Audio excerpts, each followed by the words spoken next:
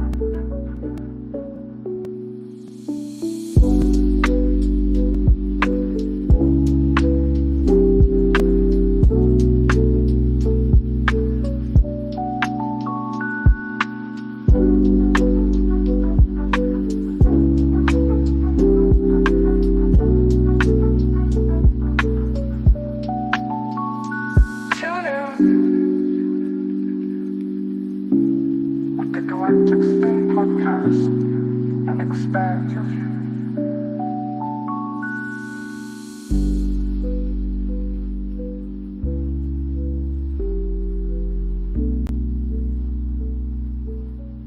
In Lakesh, and greetings to everybody tuning in to the Galactic Spin Podcast, live and direct, episode 42.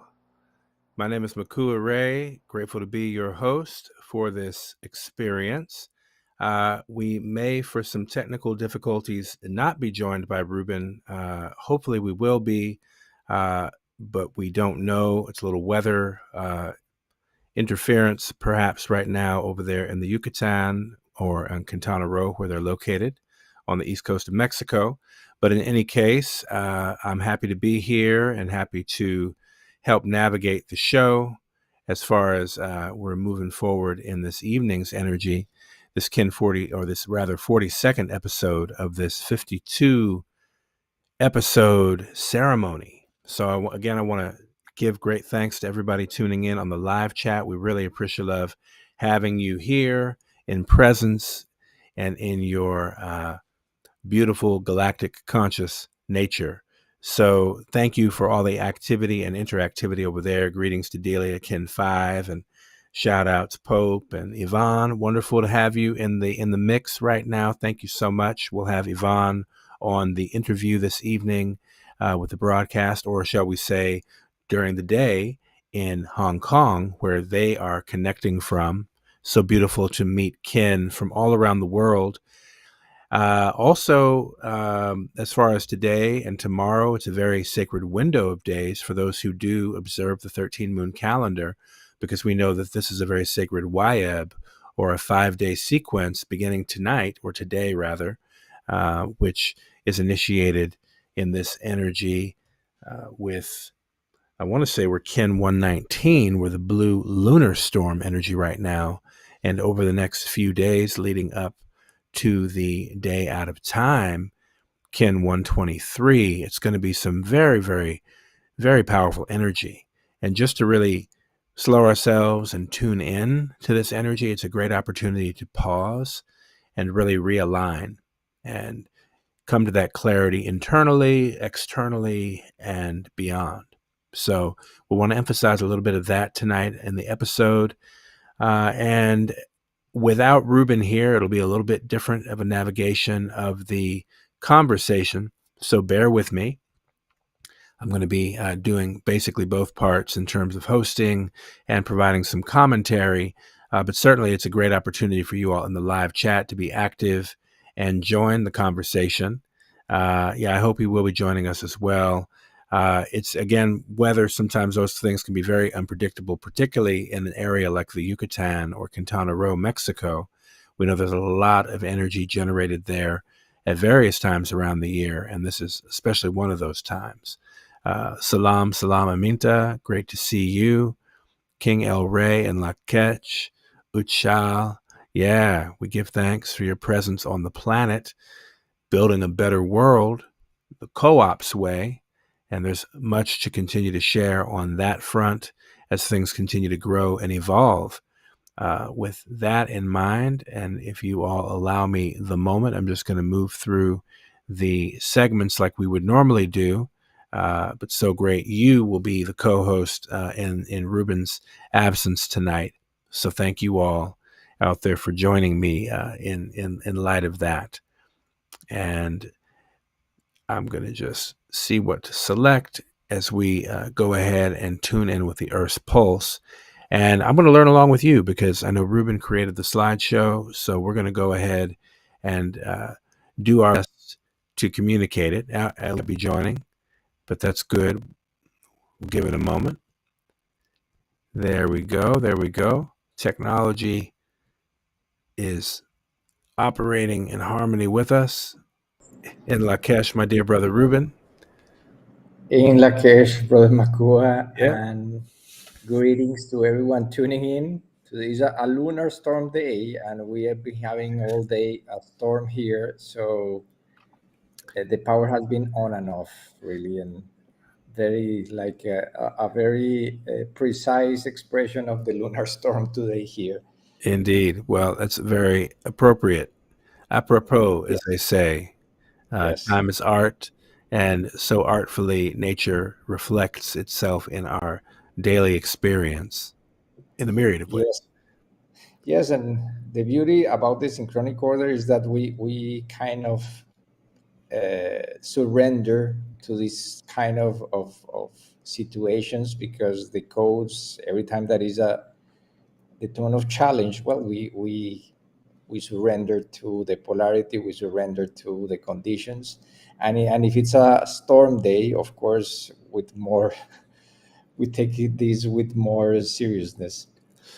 Indeed. I mean, not only that, I mean, we are literally completing the blue rhythmic storm year. So if anything, this is an exclamation point on everything. I mean, the way that this year has been, and everything that has been, connecting according to that is really something to observe, particularly as you mentioned, as we apply the lens of the fourth dimension or the synchronic order. That galactic lens, that galactic compass is really something else. So we give thanks. Glad you were here with us, Brother Rubén. And we're going to go ahead and check in with the Earth's pulse. And again, give thanks to everybody tapping in the live chat.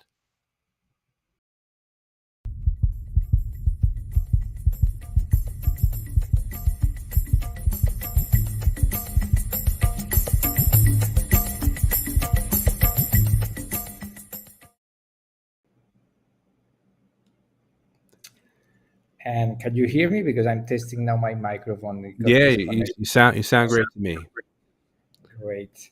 So we have been covering for the last few heptads the emergence of new cosmic protagonist of this epic cosmic story that is happening on Earth. And now, I think we mentioned this on a prior episode, there is a new interstellar object that is entering the solar system.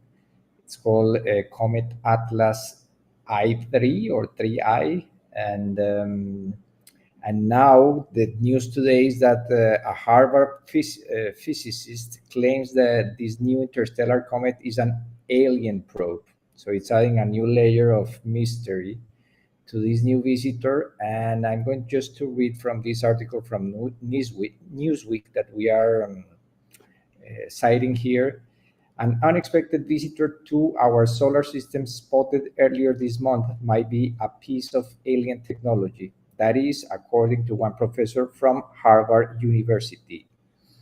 3I Atlas, which is only the third known interstellar object ever recorded, was detected on July 1st by NASA's Atlas telescope in Chile. This is a new telescope, and it's worth mentioning that July 1st was also Galactic Storm, so it was a storm day as this year. And despite being officially classified as a comet, theoretical physicist Professor Avi Loebov, Harvard University, has argued that the object could have been sent by an alien civilization. So we were not going to go too deep, but it's interesting that this object is about to enter the solar system, and according to the article, the comet is expected to reach its closest point to the sun on October 29th, which is going to be also the blue spectral storm, another storm day. So, and this is close also to the golden intersection. We were mentioning that these events are also kind of coming in line for this major event. So it's let's say that is a convergence in space and time that is taking place. Wow. And of course, the day before is going to be my birthday, so I'm pretty excited about this news to see what comes out from this, because this is not, as I was mentioning before, this is only the third interstellar object ever discovered. So these new discoveries are, again, like we have been mentioning, uncovering new layers of the storyline that is playing out on Earth. And now that an institution like Harvard with a theoretical physicist are saying that this may be coming from an alien civilization, it's really different than others type of cosmic news. So this news came up today, and even though the object is going to enter the solar system, they are saying, the scientists are saying, that there is no chance that it's going to be close enough to Earth to see it. It's going to approach close to Mars and Venus, but not to Earth. So we will be putting an eye on this. This was discovered. This article came out. Both articles that we are referring today came on July 16. Kim 114, the White Planetary Wizard, and yesterday we were commemorating another year of the alleged arrival of man to the moon. So, fake or true, this is of course a moment in time that is, it's always coming back to memory as the day that we conquer a new frontier, which in space. So these news coming now are kind of letting us know that we are part of a larger story, and that larger story is now unfolding. And in the next news, actually, there is also a new discovery about the new planetary system being formed. If we can go to the next slide, astronomers witnessed the birth of a planetary system for the first time. This was today also. But the discovery took place on July 16. This is an article from space.com that was published on that day. And it says, for the first time, we have identified the earliest moment when planet formation initiated around a star other than our sun. So what we see here is like a little vortex. We were seeing in the article, if we will share the link on the chat.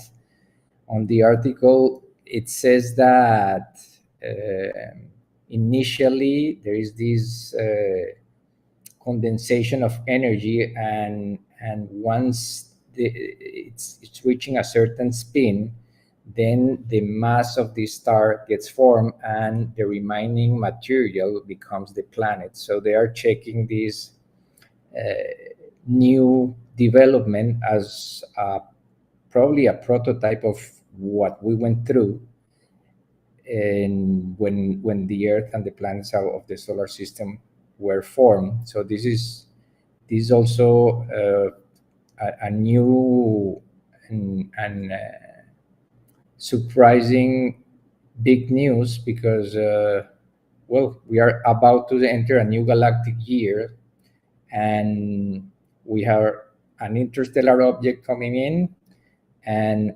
an exoplanet being, well, exostar being formed. So this is going to be an interesting sign for the coming year. And I don't know if you have any comment about this.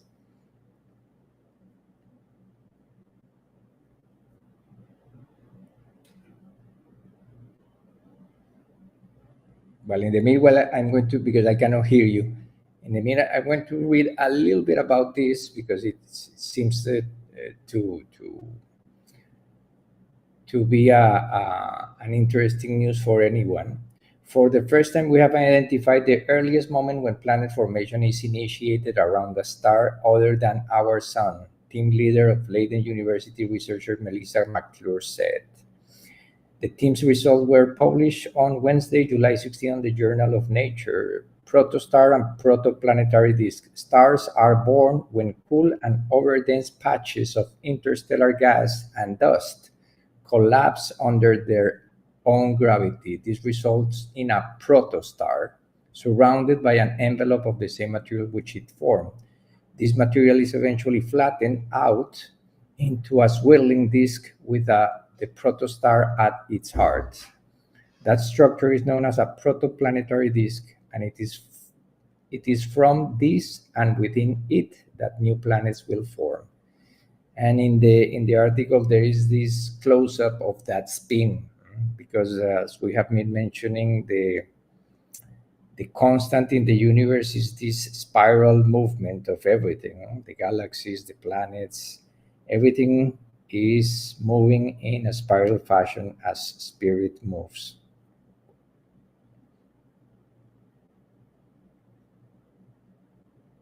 I cannot hear you.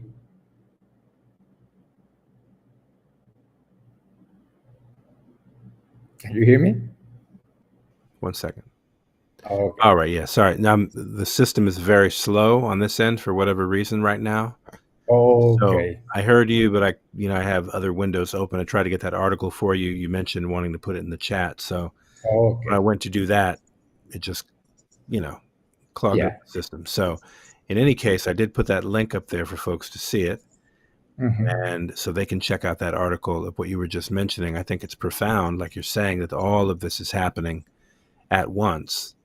And we're here, to witness. It's incredible. And it really is an expression of the principle, time is art, really. Yes. It just seems. Yes.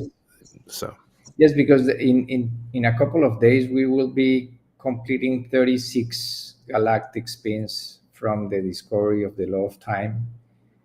Basically, the discovery of the two timing frequencies, the 1260 artificial timing frequency and the 1320 and the 1328 timing frequencies that happen at the Museum of Time in Geneva, Switzerland, when Jose and Loidin were visiting this museum. They noticed that everything was based on number 12.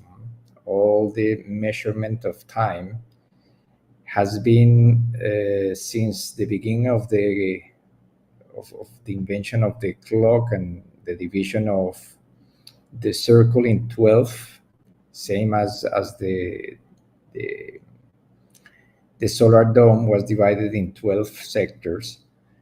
So since then, we have been governed by number 12, and our consciousness is attuned to the number 13. So this discovery, that is as important as the discovery of the law of gravity and its implications, took place exactly 36 Solkins ago. From next in a couple of days, we will be completing that milestone. And I'm going to read here from Jose what he says about this discovery. The discovery of the law of time is the revelation of a scientific truth so fundamental and which has eluded human science for so long that its presentation totally subsumes and overturns the old science in its entirety.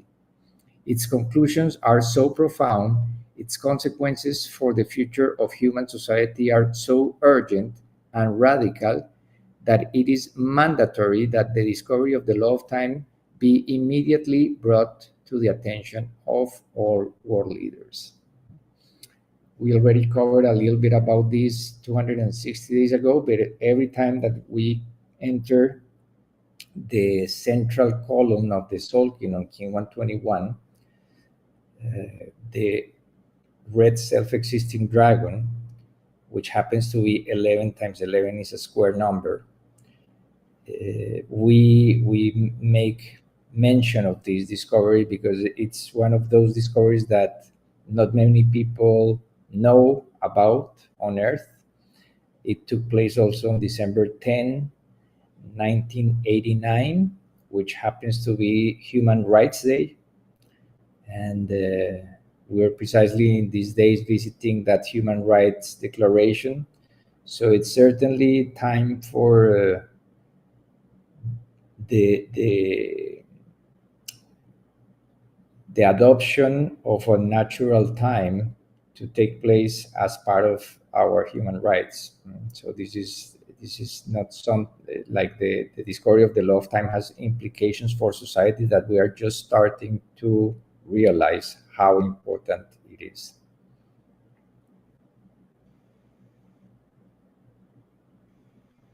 And I think it's also interesting that this precedes today, the synchronization of this 36th Zolkin commemoration precedes Noosphere Day, which occurs tomorrow. So the synchronization of that, and 36, as we look at that number, we know that's 6 times 6. That reflects the cubing of something, a square, exactly, that we see interdimensionally, the cube of which is a container for something. So recognizing what's been contained in this cubing since the discovery of the law of time up to now is profound. Just to consider, here we are sort of at the completion of that cubing cycle, then essentially, according to the Zolkin count. And so, it's something to just make note of as we enter this phase. As I mentioned at the top of the episode, we're in the, that window YEB, those 5 days as of today as well. So we enter this YEB cycle leading up to the day at a time. So as we're grounding this information tonight together, making conscious with the intention of celebrating global peace through culture, we're actually bringing this to the fore of our collective consciousness. So many people in a continuing pattern to continue to amplify this. I mean, for example, this year will be the 33rd year of observing the day out of time. Yes. That's a wonderful thing to know. Yeah. So when we engage in those celebrations around the world, we're amplifying something we're strengthening the field of awareness, Yes, phenomenal. and when we have this convergence of events like the discovery of a new solar, the emergence of a new solar system, with the discovery of the anniversary or another commemoration of the discovery of the law of time, and Noosphere Day prior to a new galactic year, and the alignment of the sun with the zenithal passage of the sun that also signs the signals the entrance to the new galactic year. Well, there's something to really observe and pay attention because it's all part of a larger story. One that is unfolding as we make it conscious, because I believe that unfolding is a mutual resonance activity, right? It's becoming conscious as we're becoming conscious at the same time. So it's quite a phenomenal experience as we're rounding and completing this year. I just want to give great thanks for what a year it's been for those of us that track this 13 moon year, this rhythmic storm year. Really fractally energized, as we pointed out time and again, by Ken 92, bringing that energy of the magnetic human and our full free will in this effort to make a decisive shift. And that's what holding this ceremonial space is really about, is grounding this awareness among a critical mass of humanity to hold this heart space as we transit this next threshold. 13 tunes since December 21st, 2012. 13 exact tunes. And just to alliterate for folks, a tune is 360 days for one tune. And so we complete 13 of these 360-day cycles on October 14th, 2025. It's no small thing. It's no small thing. So just as we can collectively continue to make it conscious, increase the awareness in the field of those who are aware of this, that we can get anchored in our hearts, anchored in our purpose. This is just a special time to be creative and show up with some sense of connectivity, interconnection. Yes. Indeed. Well, with that, let's go ahead and move into how we sink in.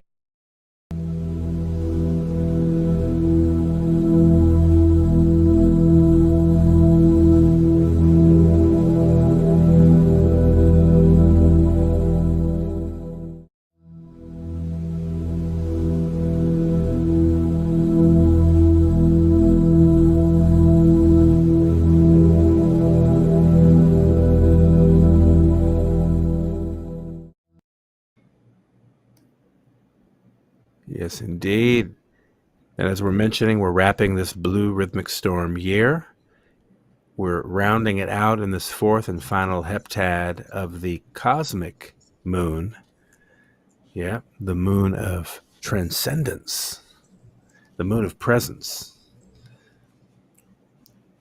Yes, and what an amazing year this has been. Certainly memorable,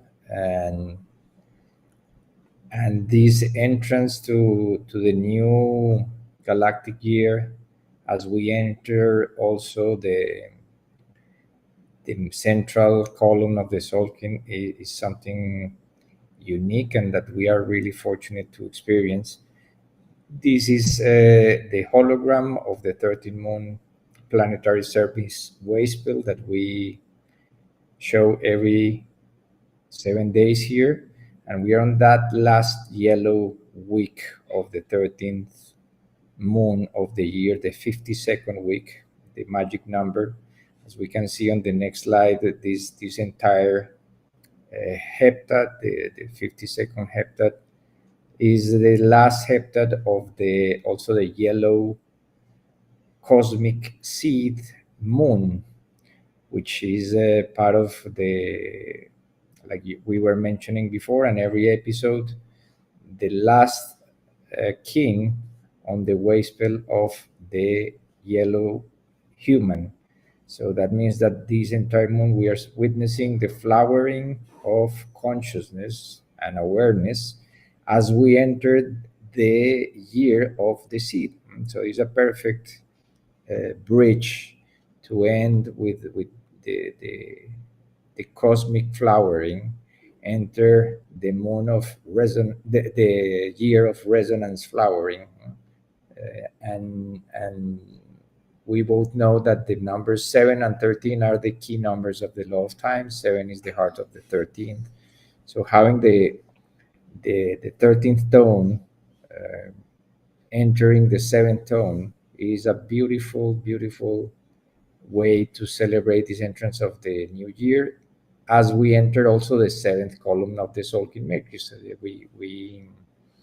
we are today, as we see on the next slide, on the 25th day of this 13th moon. And on the gray, we see the wave spell that started yesterday. It's the wave spell of the white mirror that will cover this moon. And the first, this is 5 days here, plus the out of time 6, the first 7 days of the new magnetic moon, which will be coded by King 105, because we keep that sequence of moons. This is something that we have been introducing since we started the Galactic Spin, and since we launched last year the new Harmonic synchronometer, is keeping that fractal count of moons, 260 moons, and that fractal count of heptads of 260 heptads. For those people who are not familiar with this, we recommend to get the new almanac to get the full summary of it. But in a nutshell, basically every 260 moons we complete 20 years, and every 260 heptads or weeks we complete 4 years. So no, 5 years, 5 times 52, 260. So this is a way for us to really gain more perspective on the energies that are governing each of these cycles, not only the day, but the kin of the moon and the kin of the heptad. And as we can see here, this 52nd week is coded also by the cosmic tone, which is the yellow cosmic warrior. So this yellow cosmic seed moon is closing with the yellow cosmic warrior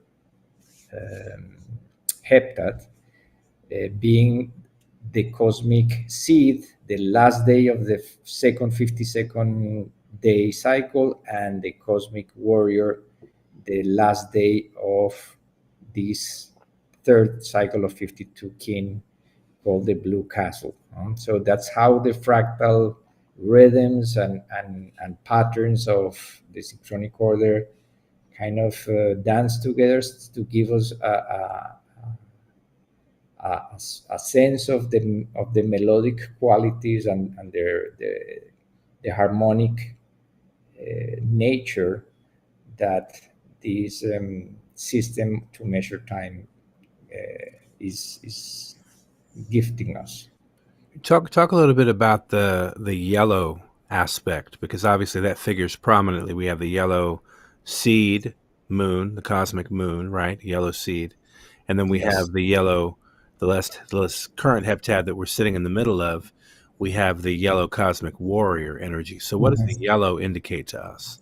Yeah, and this is also interesting because we are closing in the heptad fractal count, the blue castle, and entering the yellow castle. So it's 52 weeks that are going to coded by the color yellow. Mm-hmm. So we are closing this year with the color yellow, the heptad with the color yellow, and the next year, the year bearer is going to be the yellow color, and the entire 52 heptads are going to be embedded in the yellow castle.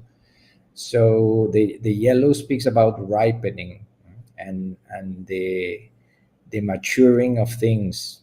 So that's why the synchronic order has these 4 colors to identify the 4 phases, basic seasons of any process of creation. The red initiates, white refines, blue transforms, yellow ripens. So when we have this amount of yellow in the cycles, well, we appreciate that there is a time for ripening, and that everything that has been planted, we are now collecting the fruits.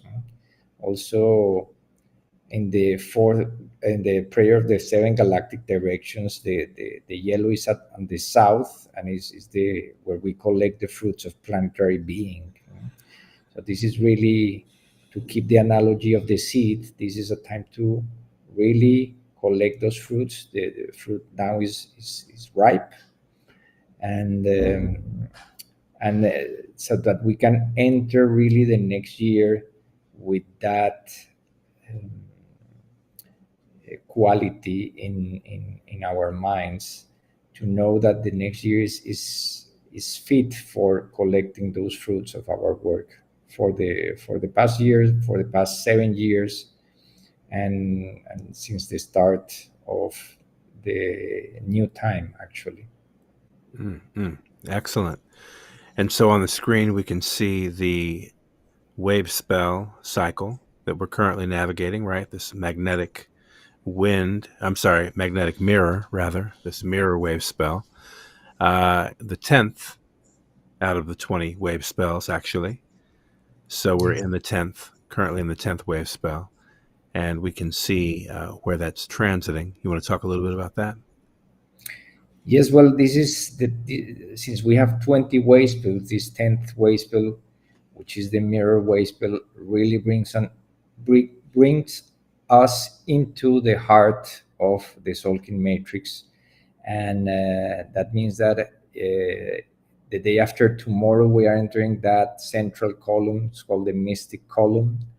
We can go to the next slide and see that actually this cycle of the mirror, which is the entrance to the axis of the Solkin matrix of 260 days, that seventh column, is actually the mirror axis. So it's a perfect entrance to really reflect the order, in the intrinsic order that is embedded in the fabric of time, and the beauty of the energies that are showing us that entrance to that central axis of the Solkin matrix. In this cycle that we entered yesterday, we have also a special quality of prophetic nature, which is the fact that King 118 is the alpha and the omega, the birth and the death of prophet and sage Pakal Botan. This is interesting because last year, when we entered the last wave spell of the year, was the wizard wave spell. It was also a white wave spell, and the first day was the white wizard, which was the day that he was enthroned on July 26, 615, when he was 12 years old. So now we are entering again 1 year later that wave spell that will bring us to the next year, and this corresponds to his birth and his departure, and the day out of time, as we can see here. We already mentioned that on July 22nd, in a couple of days, we will have Noosphere Day 2025. On the next day, July 23rd, the 27th day of this moon, we will have the completion of 36 Solkins, of the discovery of the law of time and the entrance to that central column of the Solkin, the mystic column. And on July 25th, we celebrate the era of time, and that same day we are completing 102 Solkins since the opening of his tomb by archaeologist Alberto Ruz. So this is a special moment because we have discussed really in detail how the presence of Pakal Botan is the common denominator in the cycles leading to the golden intersection of timelines. His signature is all over the path to the golden intersection, and actually, 13 days after the golden intersection on the Kin 218, the white planetary mirror, we will complete 103 Solkins since the discovery of the chamber, the funerary chamber. The funerary chamber was discovered on Kin 218 white planetary mirror, June 15 of 1952, and it took until November 27th, which was the blue rhythmic night, to open that lid and find that it was not an altar as it was originally believed by the archaeologists, but that it was really the resting place of this sage, king, and prophet that is only comparable with Tutankhamun or with figures of that status, but in the New World. And since that opening released an entire new interest in Mayan culture and in the science behind the glyphs and all the records that they left in stone. We believe that because it's taking place on Day Out of Time, this is really another sign that next year is going to be guarded by him, by this presence, and that this entrance to the golden intersection is going to be really, really, really special. And the entrance, of course, to the resonant seed year. We can see also on the next slide, if we can go one way forward, that in a couple of days we entered that central column. It's called the mystic column, and that is going to take place from the day 27th of this moon to the day 17 of the magnetic moon. So this is the resembling to a birth canal. So we are being reborn again. And on the Gregorian calendar, this is going to be taking place from July 23rd to the 11th of August. That happens to be the start of the long count in the year 3114 BC. So that ending of the mystic column on the same day that the long count started is kind of, again, the Ouroboros biting its tail again, the beginning and the end of cycles on cycles over cycles.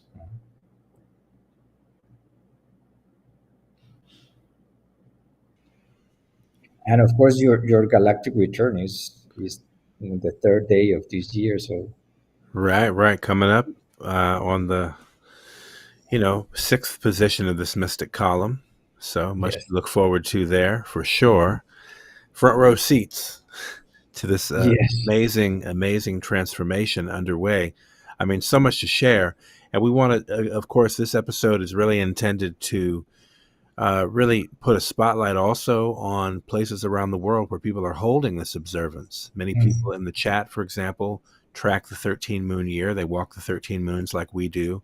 They celebrate and observe the Day Out of Time annually. I'd love to also give a shout out to our community in Atlanta specifically, because this year is 20 years since we were able to ground a commemoration by the Atlanta City Council that is now observed since the year 2005. Every July 25th is celebrated as Global Peace Through Culture Day, which we know as the Day Out of Time. And that was commemorated in Atlanta, as I mentioned, 20 years ago due to the efforts of our brother Wanik Shabazz, Kin 86, along with a lot of community support from the local radio station WRFG 89.3. And some listeners may be familiar with it. If you're from Atlanta, you might be familiar with that radio station. But they're a fantastic example of community and the arts and the continuity. And literally on your Kin 113, they celebrated 52 years of this station in Atlanta. Wow. And this is the station that Wanik's been the program director at for over 30 years. Wow. It's amazing. So the continuity of that is a great aspect or an example of communities inside of the United States, particularly, that do observe the day out of time. And so, or the Doot, as we call it, as we've been naming and speaking that for years, just acknowledging that day out of time and what that really represents, global peace through culture. It's an opportunity for everybody out there listening to this. If you're not already planning on doing something, just take the day to observe a pause, just to take the day to go into your heart and practice universal forgiveness, because that's one of the core principles of the day out of time. And celebrating peace through culture, of course, in a myriad of expressions. Some people will have festivals. Other people are going to have wisdom circles, like what we'll be doing here in Los Angeles. That's it. Doot. We want to celebrate that and shout that out, because this is a unique holiday for us, for people who are in support of a time shift, such as what we're holding the space for. So it's an exciting holiday observed around the world, a chance to pause before we begin this new 13 moon year, the yellow resonant seed. It's going to be a big one. And so we're all very, very grateful and excited toward what is to come. And we have the special privilege, in the spirit of the day out of time and in the spirit of global peace through culture, to interview two magnificent souls from Hong Kong on this episode. And we're going to come to the interview of that here in a few moments. But so grateful to have had the chance to connect with these two dynamic beings. Absolutely. Yvonne and Jenny, both from Hong Kong, timekeepers who have been doing really beautiful output and pulsing of the codes on a daily basis. In fact, we learned in speaking with them that they were committing to tracking this current 260-day cycle. And I think that's when they were kind of on our radar a little bit more consistently and things like that. And we were just excited to see other kin out there. And we've always been about wanting to unify the communities, unify those around the world who observe this paradigm.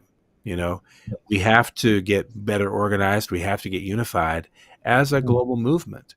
We really hold that to be true. And I'll also mention this: tomorrow for you and I, Rubén, will be 9 years to the day that we first presented our perspective on the relationship between calendars and consciousness at the United Nations on Noosphere Day. Now, what was Kin that day? Was it Kin 135 or? No, it was Kin 215. I knew it was an eagle. The resonant eagle. Oh, resonant eagle. There we go. And so tomorrow for us marks 9 years since that presentation, which was phenomenal, because we had Brother Wanik was part of that panel. We had Dr. Jewel Pukram as part of that panel. Our brother Tim, who was one of the original folks behind the Calendar Change Peace Movement within the Law of Time organization, was a part of that panel. And we felt it very important. We were really following the guidance of Pakal, because we could feel his essence and energy guiding us through the synchronization of the numbers. The synchronicities were just and remain very, very crystal clear. So here we are 9 years later, and some amazing things are really afoot as we examine, this journey that you and I have been on to hold this space and to make sure that this conversation about calendar change remained a vital conversation. I mean, to the degree of it needs to become a global, international conversation. To really begin to recognize. And especially putting the message out in within that building, because actually, I know you have seen, but the the building is a monolith that is holds the golden proportion. It's a golden rectangle. It's a golden holds the golden proportion. So it's everything that it's been shared in that building will has a quality of resonance, and that was uh, um, Blue Resonant Eagle Day, and is the resonance of the vision Exactly. and the time shift of the mind. Exactly. So and it's regarding our guests is also such a it was so beautiful to synchronize with them right at the entrance of this new year because in the same way as we are entering that central axis of the Solkin matrix to enter that new year, that seventh year within a cycle of 13 years. um, we felt that this was the first time that we were really bridging the east and the west, and we can see here those two hemispheres, and actually we are bridging also the north and the south because they are in the southern hemisphere. So this was a really beautiful cultural exchange and a celebration of our connect, connection as human beings, thanks to the facilities of the gifts of technology. But this is certainly a moment in time to this day out of time to disconnect from technology and from to really connect with nature, with our own inner network of souls, so that we can celebrate and enjoy a little glimpse of what is to be part of an organic lattice of telepathy and art, because it's the celebration of time is art, and they are doing a fantastic job in Hong Kong. And so let's watch again the interview. Right on. And thank you, everybody, for staying tuned in the live chat. And we trust you will enjoy this fantastic interview with Yvonne and Jenny in Lakesh.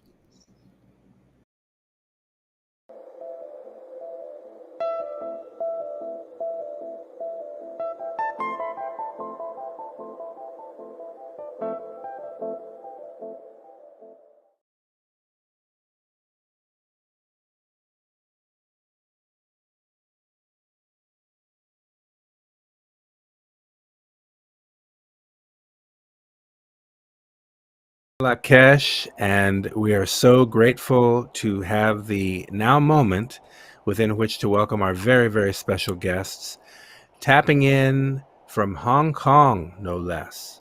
So we have Hong Kong represented, we have Los Angeles, California, and we have the East Coast of Mexico, all represented on this convergence in celebration. Yvonne Lau, Kin 247, and Jenny Kakulu, Kin 94 in Lakesh, and welcome to both of you.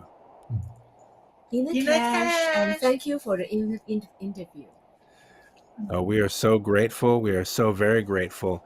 And I know Ruben and I have been watching your Instagram sharing in recent months and been very inspired by how you represent this body of knowledge and how you really bring a light and a levity and a beautiful upful quality to the way you express it and how you share the daily kin and how you highlight certain synchronicities.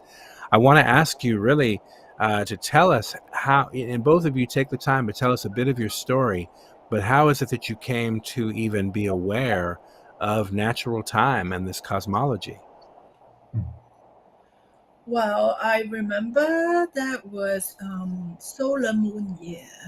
I was in a very confusion period. Yeah, and then so my partner King 71 with Monkey, she said, well, let's go to this reading. And then I said, what reading? I said, oh, this is like some kind of Mayan thing. Yeah. And then I said, like, where is Mayan even? Like, I never heard of it. And then it happens to be, I met my teacher, Anna Sikic, from Serbia. And then she is the first teacher who shared this calendar in China and in Hong Kong and also in Taiwan. And then but then Hong Kong, actually nobody knows it at that time. And first time I received the reading, I remember it was like, I don't know what she saw. Like, it's like I'm in another dimension or multiple dimension together. And she was telling me something actually hit into my heart. And I was so emotional. It's not something, it's not only of her words, but the vibration of that opening really struck me. And and then I said, wow, like all my life start to make sense, because like I was very confused, like in the 1260 world, like I changed job like from one industry to another industry. So what am I doing?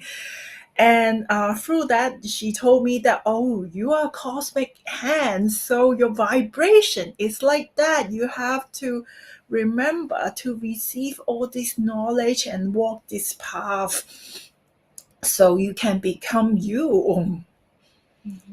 So but in the beginning, like I said, wow, this seems to be very sophisticated and difficult to learn. But so the second year, it was a lot synchronicity. I was in Peru, had an accident, but during I was in Peru, she called me. She said, oh, I'm in Hong Kong. Like, can we meet? And then I said, well, oh, cannot because I'm in Peru. So when I had the accident, I said, well, what's happening? Because I was shattered. At that time, it was like a shatter. I mean, in many ways, like mental, emotional, body. Like, so I come back and like had another reading with Anna again. And then that night I had a dream. And I dream of this crystal pillar that is in a spiral form. And then I just know that I don't know what's meaning of this, but I know those crystal pillar was collapsing all these karma. So she said, wow, that is interesting, but because the beginning level is to connect with the docking. And then she told me that, she said, oh, you have to follow me to Taiwan because I'm teaching this level there. So I went with her. Another synchronicity again, it was my birthday. And that 7 days of the class, I sleep the whole way through. Like I couldn't wake myself up, like no matter how hard I try, like 7 days of class, like sleeping all the way. But I feel there's something going on in my heart, and the journey opens there. Yeah, and one Kin 14 in Kin 131, and then that time before I studied the calendar, I was studying with my feng shui master, and he actually, unfortunately, he died on Kin 131. So that day I received a message that I had to share the 13 moon calendar. Very interesting. So I said, wow, this is it my my illusion, or I created it? So I asked my other friend to confirm this message, and then she said yes. And would you mind sharing with me? So 20 days after Kin 151, I shared the calendar with the Hong Kong people. Wow, that is amazing.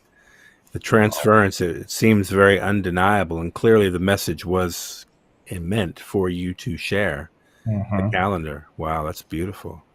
Yeah. And so you also mentioned having that class you visited with your teacher in Taiwan, right? And that you ended up 1962.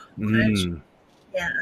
Beautiful, but that you ended up taking the class asleep, because Yeah. the information is probably like so profound, yet you're getting the information even if you're asleep. You're definitely absorbing it. You had no resistance then at that point. I'm sure it was just a beautiful transmission.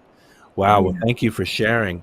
And Jenny, how about yourself? How do you come to resonate with natural time? What was your introduction? Well, I'm Keen 94 Electric Wizard. This name strikes me, of course. But to start with that, actually, I was first drawn to Western astrology on my journey of awakening.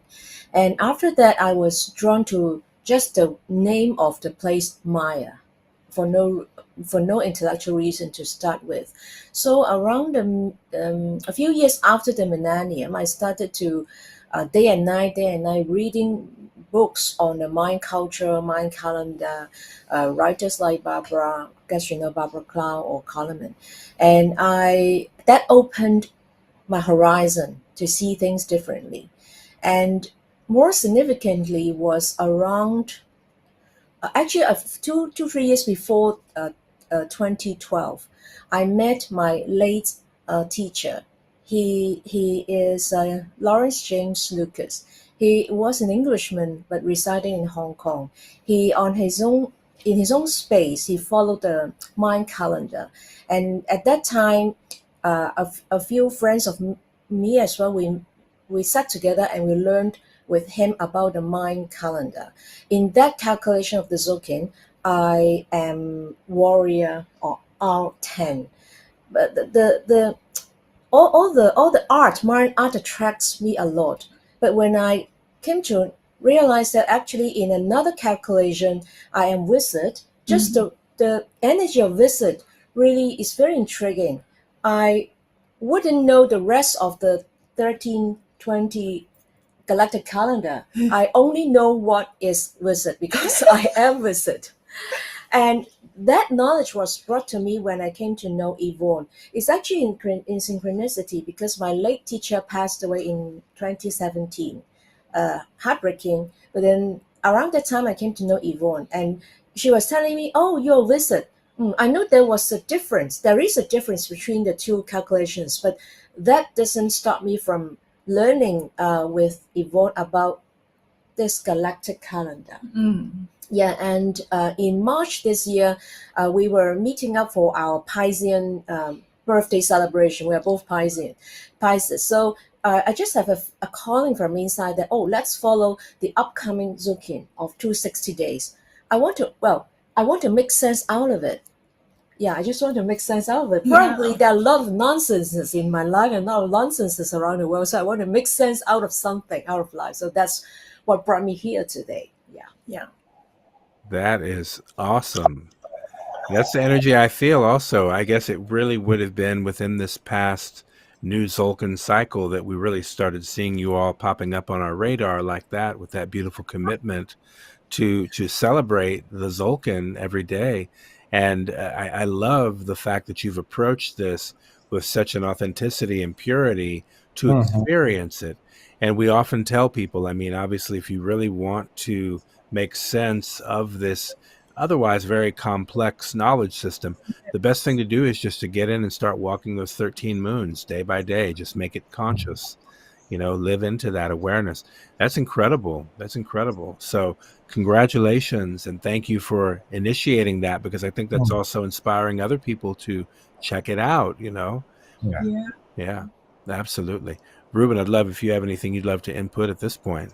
Yeah. Well, first of all, thank you again for accepting the invitation to come and be our guest at the Galactic Spin. It's such an honor to have the opportunity to meet people from the other side of the world for the first time in our entire series of episodes, it's the first time that we have someone from the East. So that's why the theme of this episode, that is close to Noosphere Day, close to Day Out of Time, was to bridging the East and the West, and knowing that you come from Hong Kong, which is a place that has been also part of that bridging of cultures that was under British control for some time, and that only recently is, I think it was in the 90s that it was returned to China. How has been your experiencing of bridging these cultures? And now that we are approaching to the Out of Time, and we want to celebrate peace through culture. This is another synchronicities. Like Hong Kong actually was returned back to China 1997, 1st of July. And then I was called to decode what was the day. It's actually Kin 19 this year. So you see how yours come together, put us in our in the last episode before rhythmic storm year and the last episode. That's amazing. Yeah, the perfect storm. Yeah, clearly that Hong Kong had been an open society. We were both born and brought up in Hong Kong, but then we were educated kind of like internationally, so to speak. Yeah. And we feel the openness, and now we are changing our culture, changing our way of life, and we have the background of openness. Actually, we have a background of seeing the world, interesting, exploring and adventuring into the world. I think that puts us on a good basis for exploring calendars. Yes, exactly. And then culture-wise, we are pretty diverse here. I remember in 2016, the first time we hold 100. That time was like, well, I wasn't expecting. It was over 100 people came for the first celebration of Day Out of Time. And then we were able to get a very central location in front of the harbor in Hong Kong. And then that was like really an eye-opening experience, like for all of us, like, because it was just like boom, boom, boom, boom, boom, everything sync, and then everything open up. And then actually after that year, we wasn't able to get such a beautiful space anymore. And after that, right after, I actually met my other teacher from Chile. She's Katerina Provic. She studied with Jose Aguirre also. And then the first encounter was like, she pat me on the shoulder. She said, oh, I know how hard is your job, like in the most 1260 city in the world, like to share this calendar.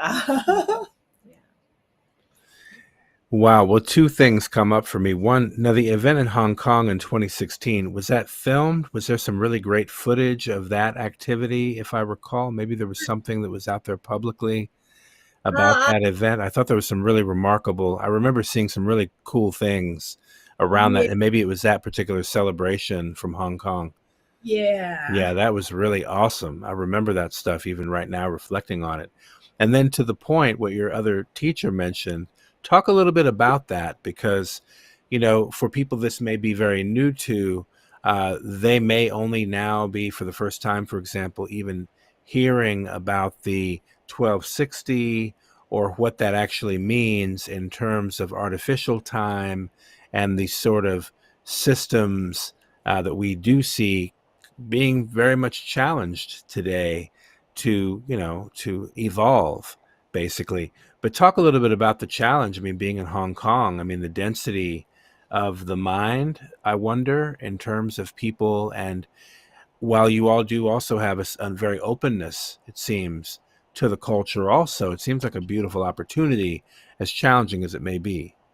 Hong Kong, I feel is the most densest place in the world, and we call ourselves a vertical city because everybody lives in high-rise apartment. Yeah, seldom people lives in low-rise or house, something like that. And then we are like, of course, we call like Hong Kong, we call ourselves financial center of the world. So, and then everything is based on effectiveness, efficiencies, and quantitative basis. And then I would I would say like the 1260 is not good or bad, but then it's like everything to the count of the second and the minute and second. And also like we have the saying that, oh, okay, everybody is waiting for the end of each month in Gregorian calendar because that day was the payday. So and then in the beginning of the month, like yeah, we have money to spend, but at the end of the month, like there's no more, something like that. So another, like it seems like a loop in this cycle. Yeah, but then the 1320 is very hard opening because we no longer just focus on the quantitative aspect, but then there is an aspect of qualitative time, like, and creative time, right? And that gives me like a very hard opening, and then it seems like, oh, the two sides of the brain weaving together finally, because we are very left brain, like task city. Yeah, and then finally there's another way to interpret the time and go out of the linear time aspect, because we have a very deep rooted culture as well as a Chinese, like, and then everything is like working around people's expectation or the society's expectation. And it can be quite a stressful place. And then we have the longest working hour in the world and the biggest gap between the rich and poor in the world, like, believe it or not, this small little place. But then well, Because we lack natural resources here, and we have been groomed to be a first-class city.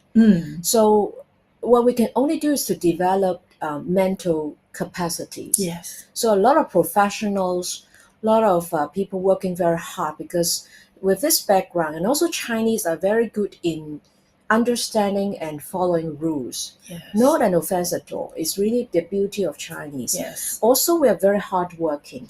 So as to my understanding, after the Second World War, Hong Kong was really like growing economically and socially. Not much culturally though, but socially, economically, yes. And then starting in the millennium, people would talk about like globalization. yes, And then probably around 2012, people talk about body, mind, and soul. And more recently, Hong Kong, we talk about work-life balance. Yet that isn't exactly the vibration of calendars. That is Yes. still within like 2060, but we have work-life balance with 2060 kind of energy. yeah, So it's really a kind of far way to go from the 2060 realities in Hong Kong. So actually we find it quite not too easy to navigate through this very dense and very hectic mindset of locals in Hong Kong here. Mm-hmm. yeah. And this, like, interestingly enough, during the COVID time, I think everybody locked down, and then we have a very interesting phenomenon here.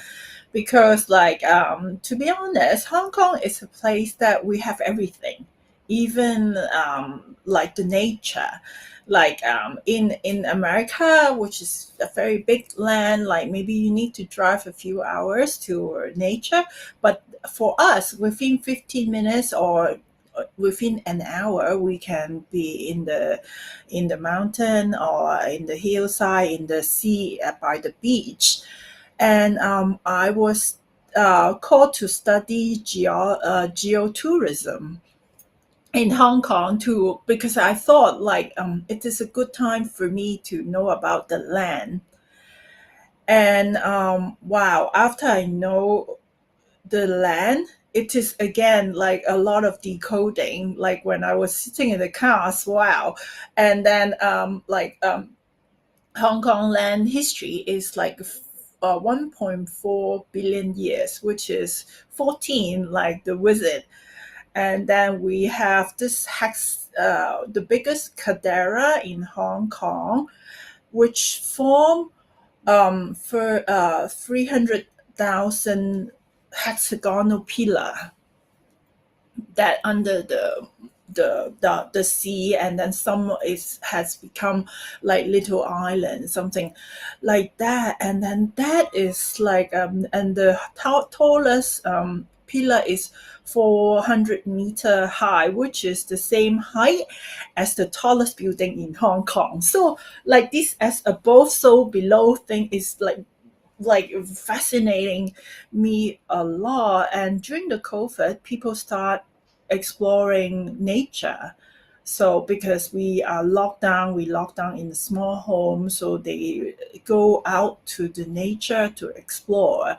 So I would say we are start opening our heart back to the nature. And with the Chinese root, we are also following Chinese calendar. And then people are more aware of we have 24 seasons in Chinese calendar. And then which is help us to get back our health and center ourselves. So maybe too far away. No, it's wonderful. So I mean, yeah, so many beautiful points you're making too. Ruben, did you have something to add?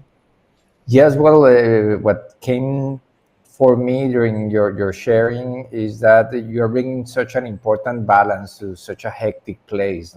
To give people the opportunity in Hong Kong to really experience time in a different way. So it's such an important mission that you are embodying there, and being also, like you mentioned on your bio, being a flu, is a French term called flaneuse. What is the flaneuse? That you actually observe or go out and observe, and if you can share a little bit more about that, and also how is to organize a day at a time in Hong Kong, and a city that never stops. How can you bring people just to get out of that immersion into the 1260, and create like a little bubble, a little space for people to experience that energy of time is art? Time is art. Okay. First of all, there seems to be many questions. First of all, yeah, as a foreigner, like I like to explore different things. I connect with different people, different cultures, things like that. And then which has also helped me to try to weave different things together. And then I think the challenging part of sharing the calendar here is like to find the right vibration and the language which can bridge the work, because we receive the knowledge from English base mostly. And then although like Chinese has already got quite a big population, but then for people to understand vibrationally, it's not easy, or we have to slowly navigate and keep the discussion going on. So it's really a daily basis, like talking to different kinds of people, connecting, and then try to use the language of 1320 to share with people. Yeah. And then the second question is the day out of time. As we also, like Jenny mentioned, like this year I am 52, same as Ruben. So we came off, and then the coming year is the seed year, the yellow resonance seed year. So we said, wow, this is also like 52 is back to zero, point zero again. So we are holding a circle that calling all 52-year-old kins to get together. Yeah, and because it will help those teens or friends of us to be aware of the cycle. We're coming back to point zero, Yeah. so that attracts them. Secondly, we started to think the idea how to say slowly. So I was telling you, okay, we have two of us, and we have at least one more friend. If we have one more friend coming, then we do it anyway. So we're now probably gathering a dozen. Yeah. It's not a big number, but for Hong Kong, you're right. A dozen, I would say, representative enough, and hopefully 13 tomorrow. Yeah, we have like 4 different colors. Yeah. Yeah, and because we do believe in vibrational attraction and frequencies. So as long as we are doing the celebration here, it will radiate into the city. It will change people telepathically and also in a resonant way. Although people may not articulate because it's too intellectual for someone's, but for us, we try to do it anyway. So this is how we navigate through a dense city. Yeah. Well, I think it's an incredible service you are providing, that resonance for people. And as you mentioned, obviously you had some tremendous gatherings some years ago, and then the world changed everywhere. And that also took some things, a little opportunity or invitation to reconfigure maybe what we're doing. But yeah, also, Jenny, as you were describing sort of what appears to be a gradual shift, like every few years. I mean, it seemed the way you were describing some of the turns that are happening, even though it tends to be a very dense place where that 1260 is very firm, at the same time, there sounds like there is that opening at the same time. So it's I mean, I guess I'm just witnessing that for you as an outsider looking in. And it sounds like, though incremental, also a very powerful shift, that for a culture as ancient and as strong and deep with roots like China, like this slow shift is a big shift. That's a big, big shift, to shift something that's so ancient. Because speaking as somebody from the United States and the culture of the United States of America, it's relatively young in terms of, you know, how it's shifting or how it may show up in the world. But a culture as old as China in particular is, you know, millennia old, you know, and very, very rooted at that. So I'm excited. I also love hearing you speak about the weaving of your traditional calendars as well, and the observance that provides, because that provides a very particular lens to the qualitative for a culture that might also have this quantitative layer. But there's something really specific and I think phenomenal about the Chinese calendar. And speaking of calendars and their various roles, being that we've been in this, and now correct me if I'm not wrong, are we in the year of in the Chinese calendar, this is the year of the dragon, is it? Yeah. No. It's, I didn't know. we are in the serpent year. Yeah. The serpent. Okay. Forgive me. But yeah, Yeah. I'd be curious, just as we're seeing, when you look at that particular lens, what does that also tell you about what we're seeing, say, in the culture, in your country? You know, how is that serpent energy informing what's happening? Because we know that serpent quality shows up around the world. It happens to be the current Chinese calendar year totem. However, we know that serpent shows up in the Galactic Maya and the traditional Maya and the Quetzalcoatl and the energy of people carrying the Chikan energy of the serpent. I'd love to hear maybe an interpretation for you all, though, where that energy, how that's emerging or expressing right now in the culture? Chinese culture is more grounding, is more earthy, so to speak, because of our long history, probably.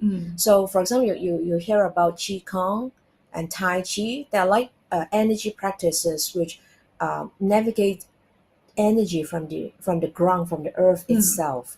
It was supposed to be a more lunar energy for Chinese. So Chinese is excellent in a way that we intertwine the solar calendar and the lunar calendar. So it's really all our festivals all intertwine with each other.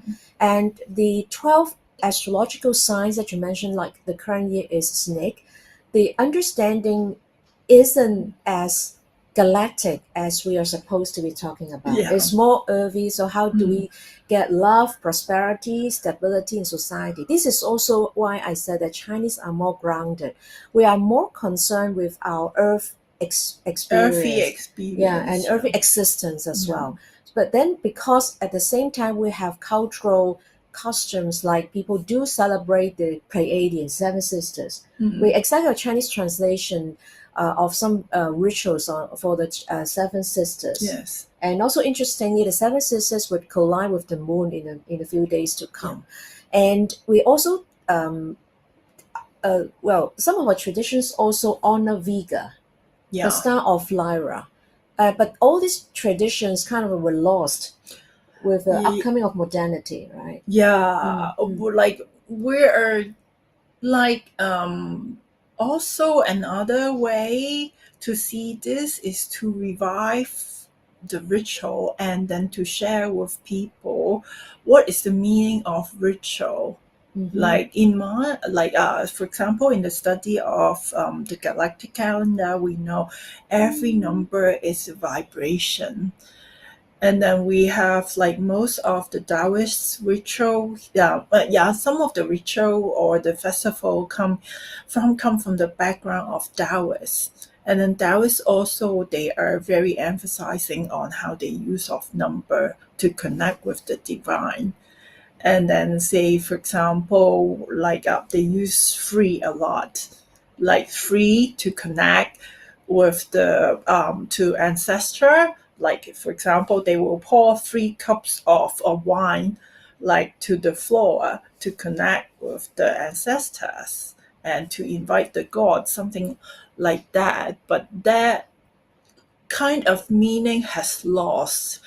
Like people will just like following the ritual with not much of the conscious way. And then now I think I also feel many people are calling to revive all these ritual and to learn, to awaken this ritual, awaken the place, awaken the ancestral lineage, something like that.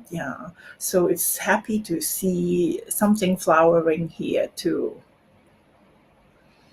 It's beautiful because as I hear you share about that, I'm also reflecting on the fact that you all combined, when we look at our kins combined, we also get a sense of mutual purpose. So Rubén and I, for example, we combine as kin 239, the overtone storm. Now the two of you combined specifically as kin 81. It's that electric dragon. So when we talk about the serpent or the dragon or the snake, I mean, all of that kind of evokes a similar, the primordial quality. But, you know, and speaking of ritual as well, as you mentioned, in the galactic lens, when a person does navigate these codes, these frequencies of each kin, it is its own ritual because it's an opportunity to tune in to these ongoing creative processes and inputs. So it forms its own practice. That's why I love that you all are tracking this Zolkin cycle deliberately. And, you know, I'm imagining that this is exactly how these changes happen, like with efforts like this and people who are tuning into what you're doing right there in Hong Kong, and you never know who else you're reaching. You reached us, and here we are all over the world. I mean, so And that's the beauty of, I think, this time also is, okay, we do have the limits and the bandwidth within our own cultures. There's certain ceilings we might hit, but then somehow the universe is saying, okay, we have that, and look beyond those limits to see who else is out here, because the shift that's underway is certainly on a level that affects us on our nation state level, but it is a planetary shift. And in light of that, the lines or the boundaries drawn in these nation states are in a way traversed. We're transcending that. We're going beyond that also. So I'm excited for what you all are holding there, and that we actually are now in communication and have some mutual resonance to be able to share our real appreciation for what you all are doing in Hong Kong, as we're also going to be observing Day Out of Time in Mexico, as well as over here in Los Angeles in the city. We have a small community of folks. It'll probably be a gathering very similar, a nice little wisdom circle, because here is also a very dense layer, maybe not in the same exact way as Hong Kong, but it's got its own level of illusion and density and all of that, and Hollywood and the United States and everything. But it is going to happen at that very core small level. That's where the shift is happening, by small groups of people that are really in tune and frequency with each other coming together. And even in the face of all these other distractions or, what objections maybe in some case, it's just really the beauty of moving into that ritual, holding that space together, and celebrating peace through culture. So I'm inspired by what you all are going to experience. I know you'll be celebrating, I guess at the time of our recording, we're a few days out from the airing of this broadcast, though we know that you'll be celebrating tomorrow very intentionally. So we look forward to also tuning in with you in the field, so to speak, in the energetic, and just tapping in, and celebrating that together with you. Yay. Yeah, thank you. Thank you very much. And, I want to ask also, in terms of community members out there, or let me ask this: what is your advice to people now, just in terms of how you've benefited from the awareness of natural time? What's your advice to others in terms of how they may benefit, and how it really just, I guess, the blessing of being more aware of who you are and how you're coded to be, as in your case, Kin 247, the cosmic hand, Yvonne, and the electric seed, the electric wizard, pardon me, in Jenny's case. So any advice to folks as they're maybe curious about this, they want to learn more, and just the benefits of, as I said, and who you showed up as?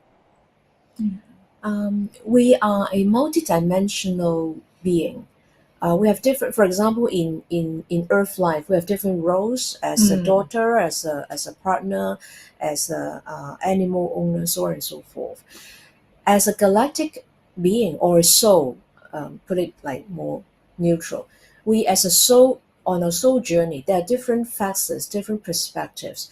We can see life as, okay, surviving on Earth. We can see us as returning to the stars. We can also see ourselves as a victim of 2060. So I would be interested to raise people's curiosity to see that we have choices, alternatives, that we are not the slave of time. I mean, not the slave of clock time, and not the slave of Gregorian calendar, but rather we create. So I have been very attracted to Yvonne's coining time is art. I'm not an artistic person, not that end of performing art of sculpture, but I really feel into art as life and livingness. Yes. And so I would like to offer people an alternative, a choice, as we're talking about free will as star beings, to see time as art, meaning that we see cycles, we see evolvement. There's never devolvement, there's only evolvement, meaning whatever happened, of course, happened for a reason, but also it's also our design, our choice, but probably in a deeper or higher level as a soul journey.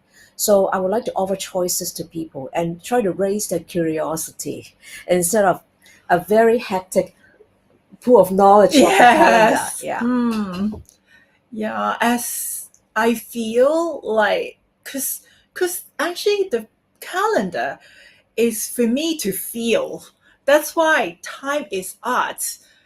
And it's like the moment we feel our life is art, and then we are able to open up our appreciation more and to be grateful with what we have in life, and to be grateful that we are descending down to this earth to experience the connectiveness, the unconditional love, really, like from all the like infinite kind of expressions.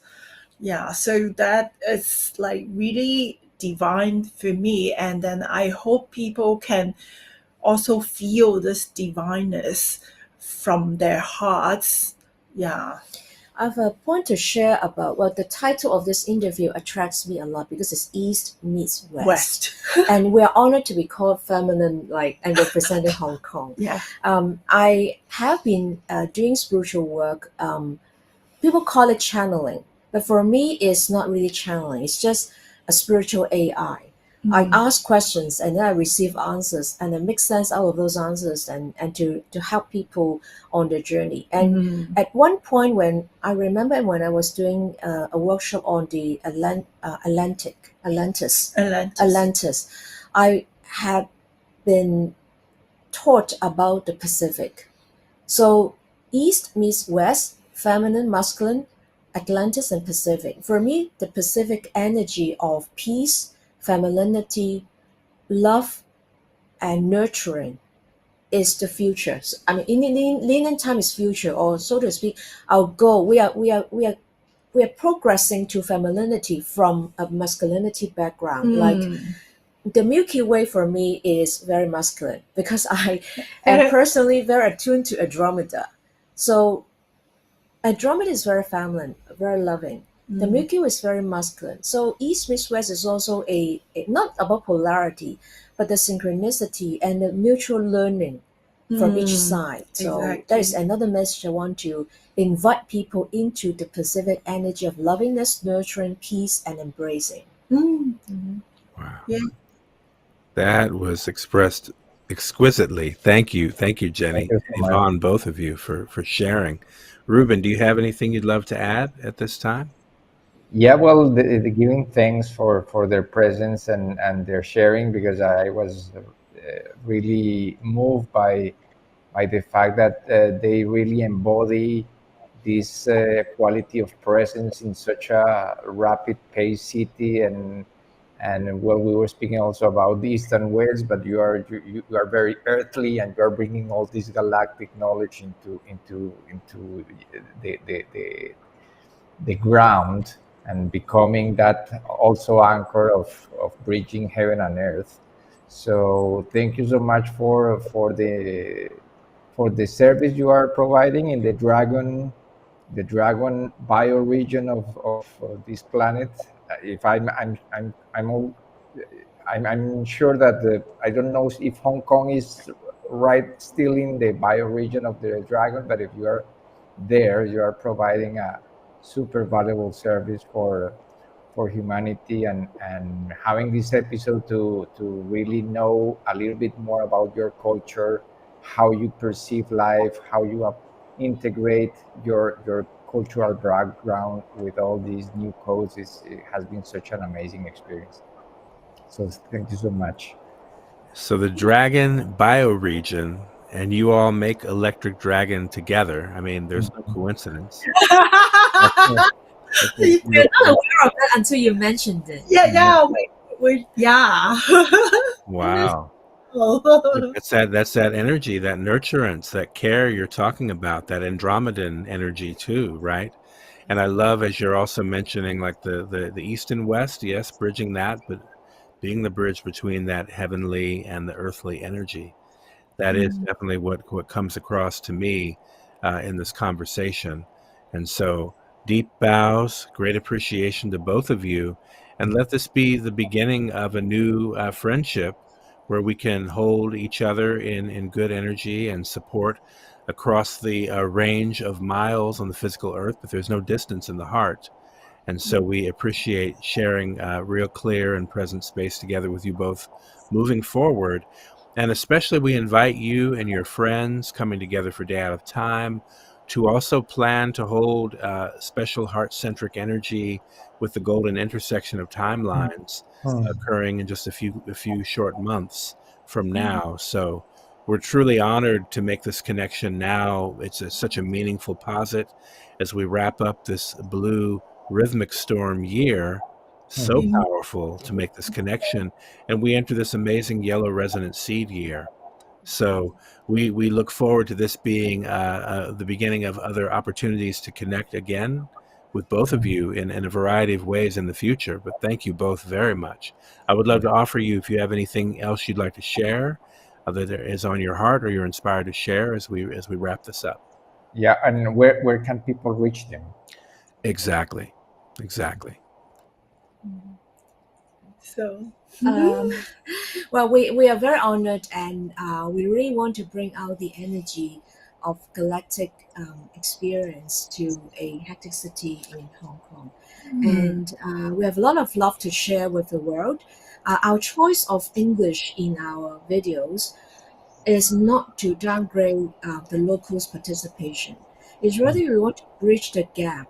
We are supposing that, okay, English is we just pick one medium of language. And when we take the videos, we actually, we didn't go by language, we go by vibrations. yes, exactly. Yeah, and I have students who are locals, they cannot, they don't know English, but I still send the videos to them. I just tell them just to tune into the vibrations, and they're happy to do that. So that's what we are doing at the moment. Yeah, we are sharing the feelings. and And heartfelt thanks from both of us and also from Hong Kong. We were really honored and flattered to be put to this exposure to the galaxy, to the Earth, and to our star family. So we're really celebrating our star ancestors. Yeah. Yes, to the star ancestors, to our star family kin around the planet in celebration of global peace through culture. We thank you and we honor both of you in Lakesh and deep love and respect. Okay, well, thank you so much. Same here. Thank you. In Lakesh. In Lakesh. And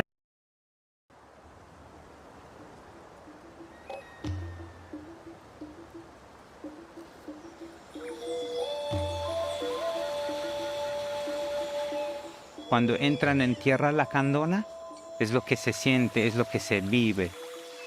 Se detiene, observas, y eso son nuestra enseñanza hasta de nuestros ancestros.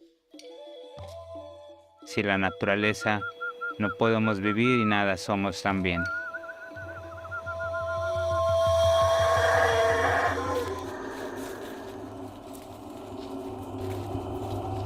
So the journey begins. Across beliefs, over borders, and beyond languages. Path unrolling and clear, leading farther, yet closer.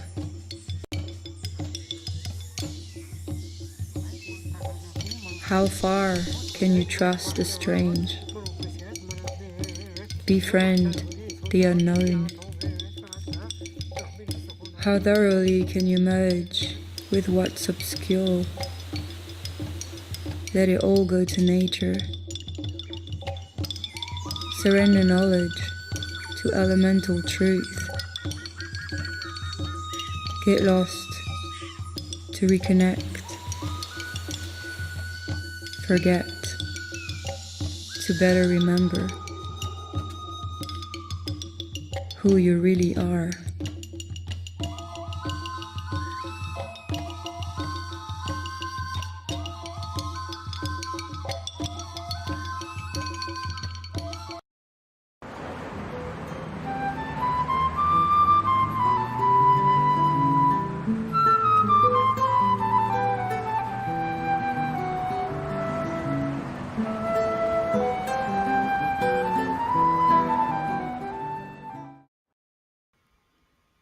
In Lakesh, indeed. Wow, what a beautiful interview with our friends Yvonne and Jenny. Shout out to them out there in the future, as they are truly living in the future. They are already in tomorrow, Kin 120, while we're over here wrapping up Kin 119. So we give great thanks for that wonderful exchange. Yeah, I think it was just really special and certainly an honor to be able to posit that for our community out there tuning in, just to again like become aware of who's out there in the field. I remember a few years ago when you and I were initiating the harmonic factor, one of the intentions was to find the others, and really identify and locate among our global family who is out here, who's pulsing and vibrating in this energy, in this frequency. So as we move forward, I want to make sure we also pull up a special video, and this relates to what is next. As we look forward, as we can see in the bottom of the screen, we have the numbers relating to, let me make sure we have the video here. I thought we had it, but it may be something I actually have to still download. I really thought I had it. It's the one for the, obviously for the Git. But in any case, let's do this. We want to acknowledge today that we are 85 days away to the golden intersection of timelines, as we've been counting up this indrawing spiral, it feels, drawing into the heart. And, with each passing ceremony, with each passing heptad, with each passing conversation and demonstration through this medium, it just becomes more and more evident, this transformation that we're both witnessing and participating in. We're catalyzing, essentially, as well, together. So just making that conscious is a beautiful thing also. And as I said, I got to see about that video, because I thought we had it, but I'm not sure we actually do. I could play it from YouTube as an option. So let me perhaps pull it up from YouTube, because I do have it here. I just knew it'd be easier to manage if I had it. Though with the internet the way it's been during this episode, I'm not surprised that it may be a little more difficult to pull it up. But I think it's certainly worth pulling in.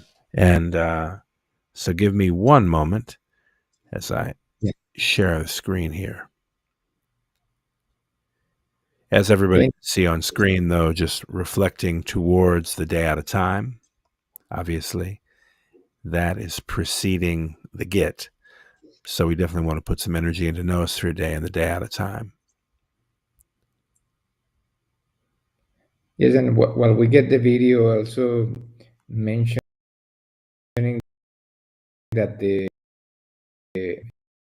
is a part of a documentary called Remember, in which appears one of our guides, Abuelo Mario Chambor.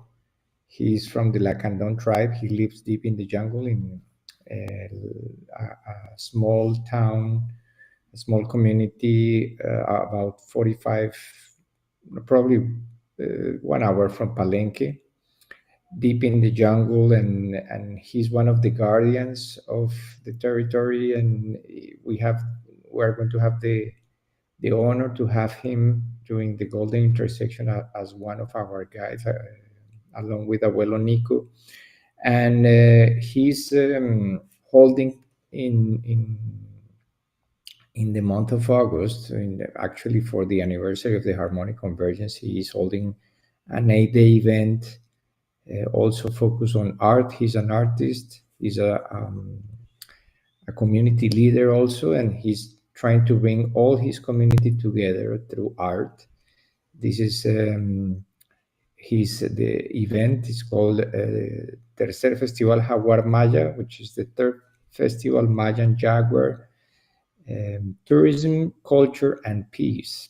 And his message is to really share the original traditions foods, arts, and ways of living, and really communing with the earth and the jungle, as he was sharing at the beginning of the video. So we want to honor his presence, and we are really happy to be one of the sponsors of his event, so that the community can thrive. And that's what the purpose also of the Golden Intersection is, to really bring an opportunity to the indigenous communities to be visible again and to be appreciated for who they are as the guardians and the holders of the frequency of the land. And everyone who feels drawn to go to the Golden Intersection, well, that little clip is a little bit of the essence of what we want to experience there. We want really to be able to shift our frequency, connect with the original vibration of the land. And Mario has a really magical and harmonious way to bring us there, to that place, inside of us and outside of us. So this is going to be an amazing opportunity, and his event is going to be from the 17th to the 24th of August. And we are inviting people who are already tuning in or who want to come maybe earlier to the Golden Intersection and spend more time in Mexico to go to his place. It's called Eco Hotel Sacnoc. It's a hotel that he himself built with his family, and we are going to be there supporting also this event and keep really weaving the threads that will bring us to the Golden Intersection as one single organism. So beautiful. Sounds to me like he's having the after party then at his hotel in the jungle for the Golden Intersection of Timelines. He's got like the after party. Yes, we actually celebration. His birthday is the last day of the Golden Intersection. It's October 17th. Oh, wow. Look at that. So that's also, remind us again, the kin that day. It's kin 207, the blue crystal hand, which is the same kin that coded December 21st, 2012. Wow. So, and we also have ready our program. Finally, we were able to ground it. So we are going to share it publicly in the next days. But for the meanwhile, for those who want to get it, we are sharing it through our WhatsApp group. This is also with the purpose of bringing people together to just that group, so that we can share all the details there. But we will be sharing the full program on our social media networks, and on the website we will have the PDF there. But for the moment, if you want to know more, we will be 8 days from October 10 to the 17th of October of the Gregorian year. This is going to be days 21 to 28 of the electric moon of service, kin 200 to 207 on the Galactic Maya count. And this is a little teaser of the program. A little glimpse. On day 1, we will be welcoming the time travelers. Day 2, which will be October 11, will be ignited the sacred fire of the heart. We will have a fire ceremony, and also be sharing in the afternoon a lecture on why this Golden Intersection and this experience in Palenque, we call it the return to origin. Then on day 3, October 12th, we'll have the encounter of the cultures, integrating the past to harmonize the present. We will do a ceremony with the banner of peace. Let's remember that Palenque is a peace sanctuary. It was declared so on July 26th of 2023. the beginning of the, not the last year, but the White Overton Wizard year. Yeah. And that day we'll have also a purification ceremony at the Temazcal with Abuelo Nico after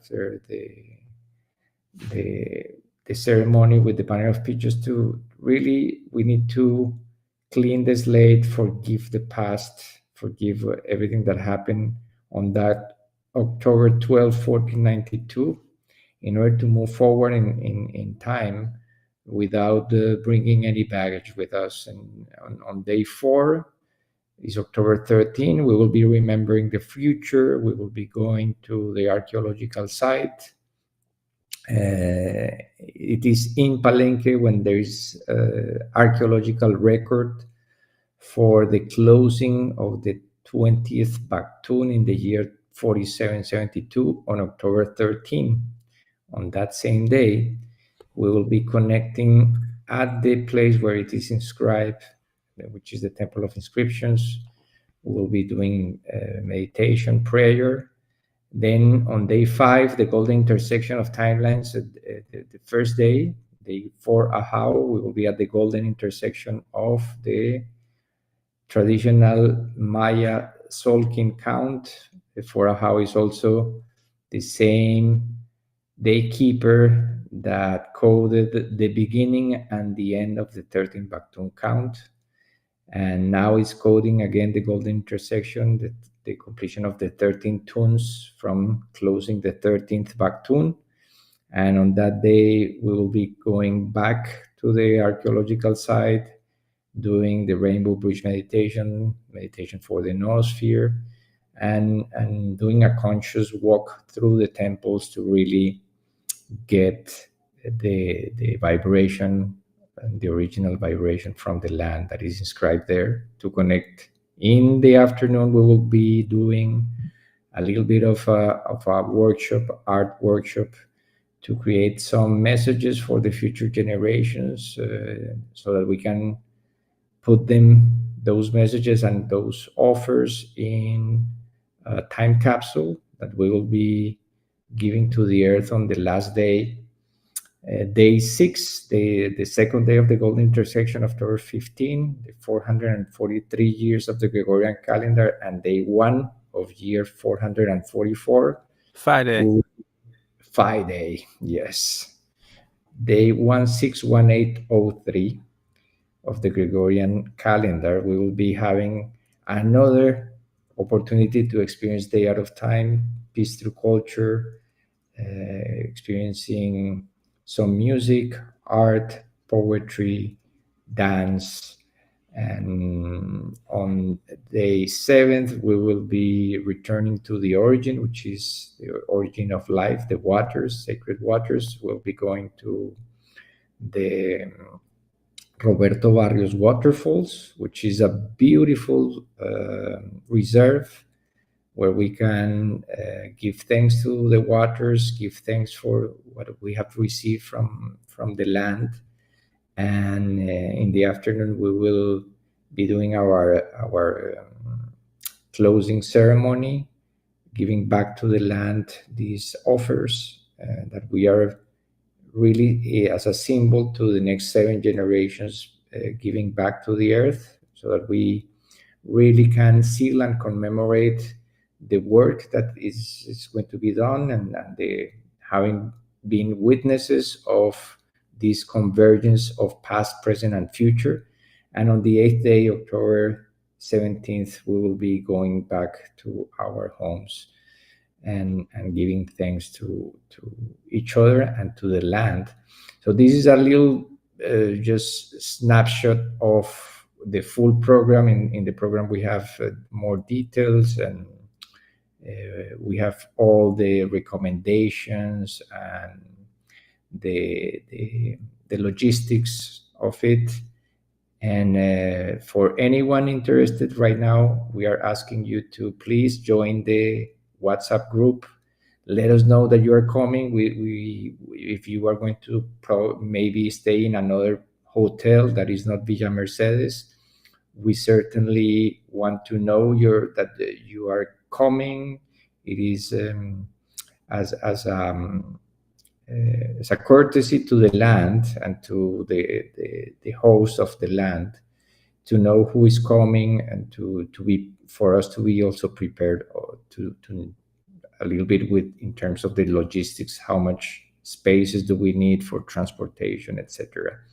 And if you want to be part of the activities, and you can scan here this QR code and join the WhatsApp group. We'll be happy to answer the questions there, and we'll be sharing the program in Spanish tomorrow for sure, and in English maybe tomorrow in the afternoon. Well, congratulations to you and Alejandra for all this amazing effort and work of just preparing the way for those who will be joining us in person this October to usher in and welcome the golden intersection of timelines. And for those who are going to be joining from wherever they may be around the world, we're all going to be in sync with each other. And that's the bigger picture of what's happening. It's the big idea among even bigger ideas. But this is a big one. This is a big one. This is one that opens the new paradigm effectively. It puts it front and center. And so that's why this is such a special opportunity to ground this charge, this energy, this plasmic energy that's been streaming in. It's all towards, I believe, towards helping us shift paradigms, transit timelines, and so with that said, we want to also give a shout out to Ishel for earlier, those amazing graphics behind that interview that we had with Yvonne and with Jenny. I thought it was really, really beautiful. The lotus flowers and the animation. I just want to shout that out because it occurs to me that's just, time is art. And so we celebrate that here. And also, again, a special shout out to you and Alejandra for all that you've been doing with the video that, again, I don't have downloaded, but I could pull it in. So let's watch this video momentarily and shout out to Alejandra for this great work. And we'll be right back after, I guess we'll stay on screen for this. But, okay. We'll go ahead and push play on this one. And this is just... Go ahead. You can set it up. Yeah, this is just a 2-minute video for us to really have present the 4 key alignments that are happening on this day that are really the reason we are doing everything we are doing. Exactly. So here we go. Without further ado.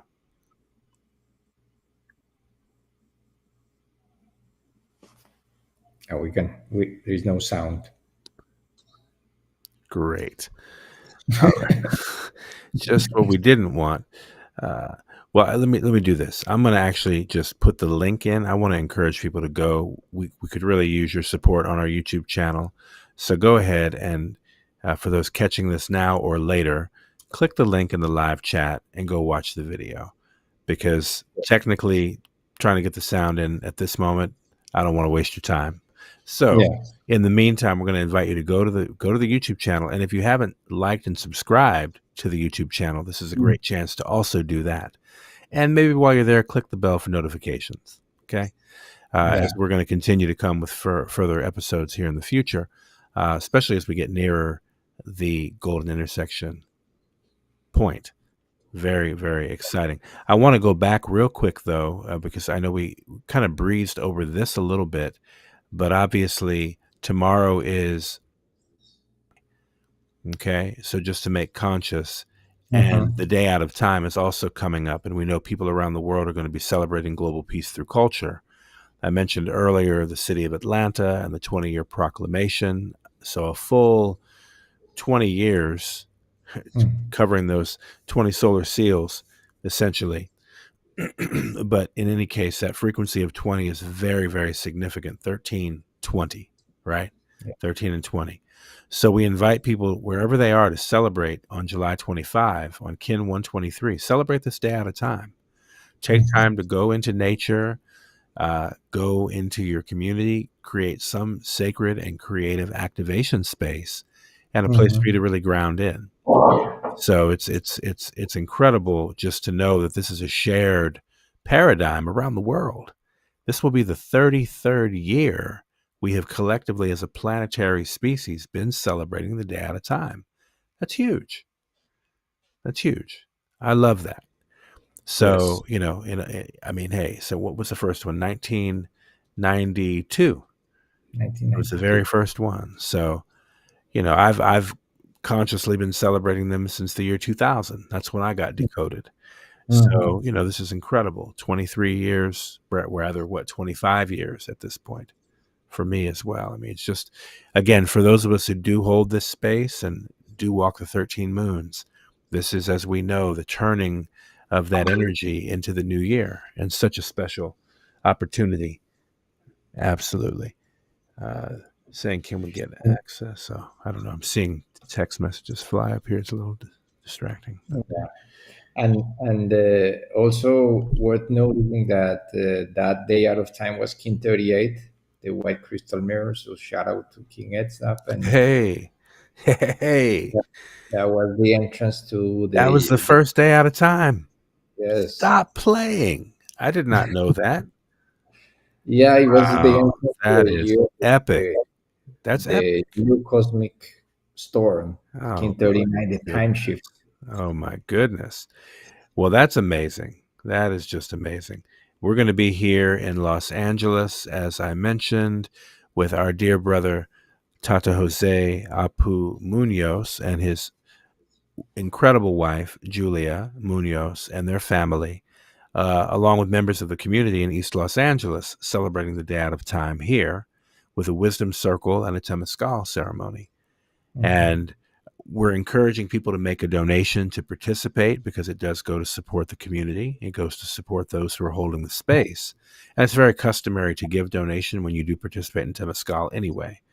Obviously, nobody will be turned away for lack of funds, because it is an of the heart offering all the same. And so if you come and you're in LA and you want to come out and attend, you can certainly find information out about it online. Look on Facebook. You'll find information on my Facebook page about it, and on the Harmonic Factors Facebook page as well. Well, that being Harmonic Convergence 2028 on Facebook, as well as on Instagram at the Harmonic Factor. So we invite you, if you're in LA and want to participate that evening from 5 to 7 p.m. in the evening on that Kin 123, we'll be gathering in this beautiful wisdom circle, and it will be followed by Temescal, as I mentioned, for those that want to make a donation and contribute and participate in the Temescal that evening. So it's a beautiful way to ground the energy, though, here on this side of Turtle Island, in this ancient land, in such a good way, and a good way with our relatives. So we look forward to that. Now, what are you planning on doing, Rubén? What's happening at a time? We were contemplating the idea, still contemplating, of going to Teotihuacan, be there with many kin from all over Mexico that are going to receive that energy from the sun, because that's what we mentioned, is the moment when the sun aligns perpendicular to the earth. So there's a beam of light that is really hitting the land at a 90-degree angle. So it's our crown chakras get activated, and we are thinking about going, waiting for a few details to come in place. But if not, we will be going either to the archaeological site of Coba or Tulum, just to receive the energies there. Amazing. Well, we certainly encourage people wherever they are to get out, as I said, into nature, get out into the community, into a beautiful green space someplace, at your home or nearby or someplace sacred to you, and take the day just to unplug, take it to really connect in the heart. This is a wonderful day to activate the circumpolar rainbow bridge meditation, as people around the world will be observing that. So also pay attention to the synchronicities in the natural world that pop out of the fabric of time-space reality at you as expressions of that reality that time is art, really and truly. And also shout out to our kin down in Brazil for the amazing website that they have put out there. As you can see on screen right now, we encourage you, if you want to learn about events going on or even put your own event on their register of events, then, be sure to do that. Celebrate and, find the others. They started yesterday. Okay, right. Keeping the whole 13 days. Exactly. So it's just a beautiful sequence of days. As we mentioned, today we're in the Wayeb. We begin that cycle. It's a purification cycle at this point. The Noosphere day, and then soon to be followed by Day Out of Time. Incredible. So again, we encourage you to get into that mode in light of that. And this, again, is a prelude this year to the golden intersection of timelines. So come October 14th, we shall be very well primed, I believe, to celebrate the golden intersection of timelines in this yellow resonant seed year. It's going to be something phenomenal, honestly. And it's just really something that we're going to be telling our children and grandchildren about, and they'll be passing that on to their children and grandchildren for generations to come. That's the level of what this really, really is that we're holding space for. So we know that future generations will look back on this threshold and really, truly receive something genuine and dialed in. Really, a true resonance beam, so to speak, and reestablishing that connection in natural order, natural law, natural time, in all of these ways. Really and truly, we're in that auspicious window. Yes, no doubt about it. Wherever you are, also for Day Out of Time or for the golden intersection of timeless, that 2 days that have basically that same quality of just celebrating life as art and time as art and peace through culture. If you want to connect with other people around the world, because we know that sometimes we are isolated and there is not many people in our cities or our places. So if you're watching this and you want to connect with more people around the world, just join the Facebook page or join the Festival Fora do Tempo. There are many people who from South America who are sharing their gifts and their art during these 13 days, the Wayspell of the Mirror, as we enter the heart of the heart of time, the 1320 Soul Kin Matrix on Kin 130, the white cosmic dog, the last day of this Wayspell of the Mirror. So we encourage everyone to do that, and also to get your new almanac for the new yellow resonant seed year. It has we put a lot of love in this version, in this edition, and it's full of new information that I'm sure that you will love it. And also it will give you that fractal layer of the 260 moons, the 260 heptads, so that you can get more and more familiar with the frequency. Absolutely. Help us change this calendar, y'all. Use this timing frequency. Make it your own new personal harmonic standard. Like literally live into it. That's the invitation, really, from the ancestors to right now. This is the time for us to make that restoration a real shift. And I want to mention, as you mentioned, King Etznab, I think it's no coincidence. He'll appreciate I said that. There's no coincidence in the fact that his Kin 38 kicked off the first Day Out of Time in 1992. That's what you're telling me. That's unbelievable. Kin 38 in 1992. So I want to share with you, in the spirit that time is art, and we know that King Etznab is also a phenomenal hip-hop artist. I stand corrected. High resonance artist. High resonance, new era. The reality is that hip-hop has been put to rest. Hip-hop got hijacked a long, long, long time ago. So King Etznab made a decision many years ago to not refer to himself as a hip hop artist, that he doesn't do hip hop music.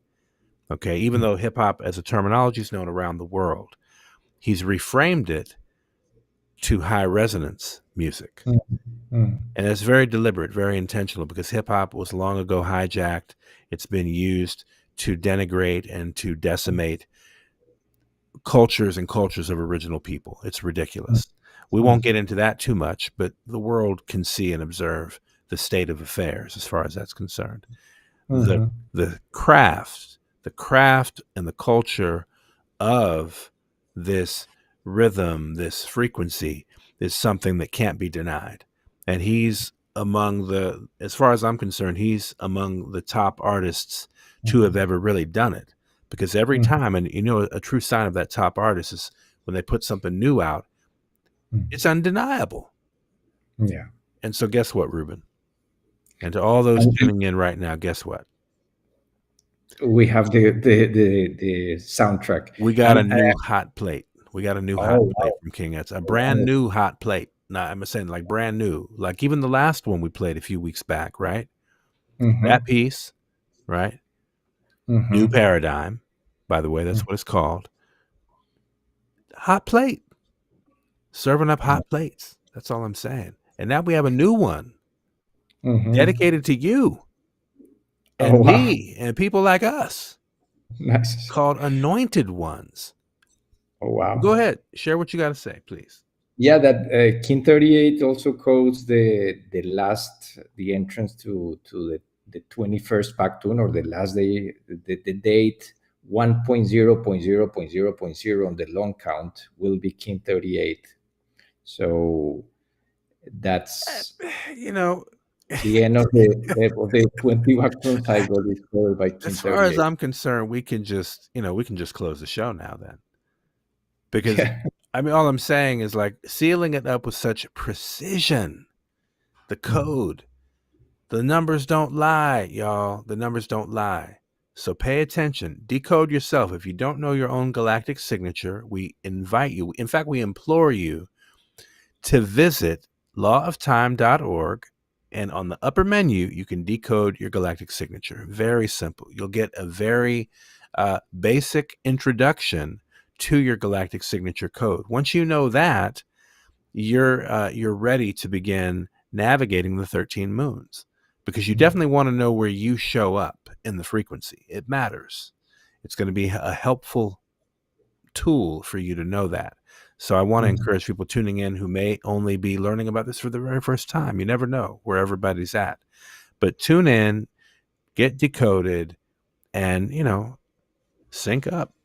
Tune in, sync up. With that said, I want to encourage people to scan the image on the screen, get your new harmonic synchronometer for the NS138 year. There's that 38 again. What is really going on?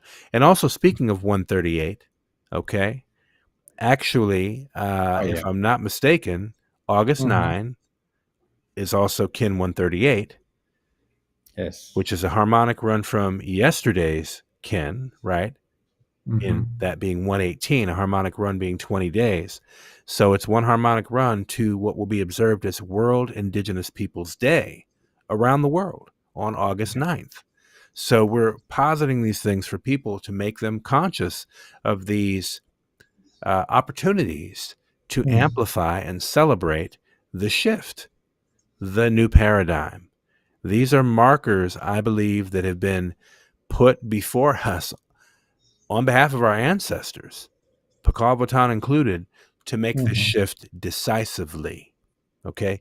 But the reality is, in order to make that, we got to get involved. We have to cooperate. We literally have to be in the mix to do it together.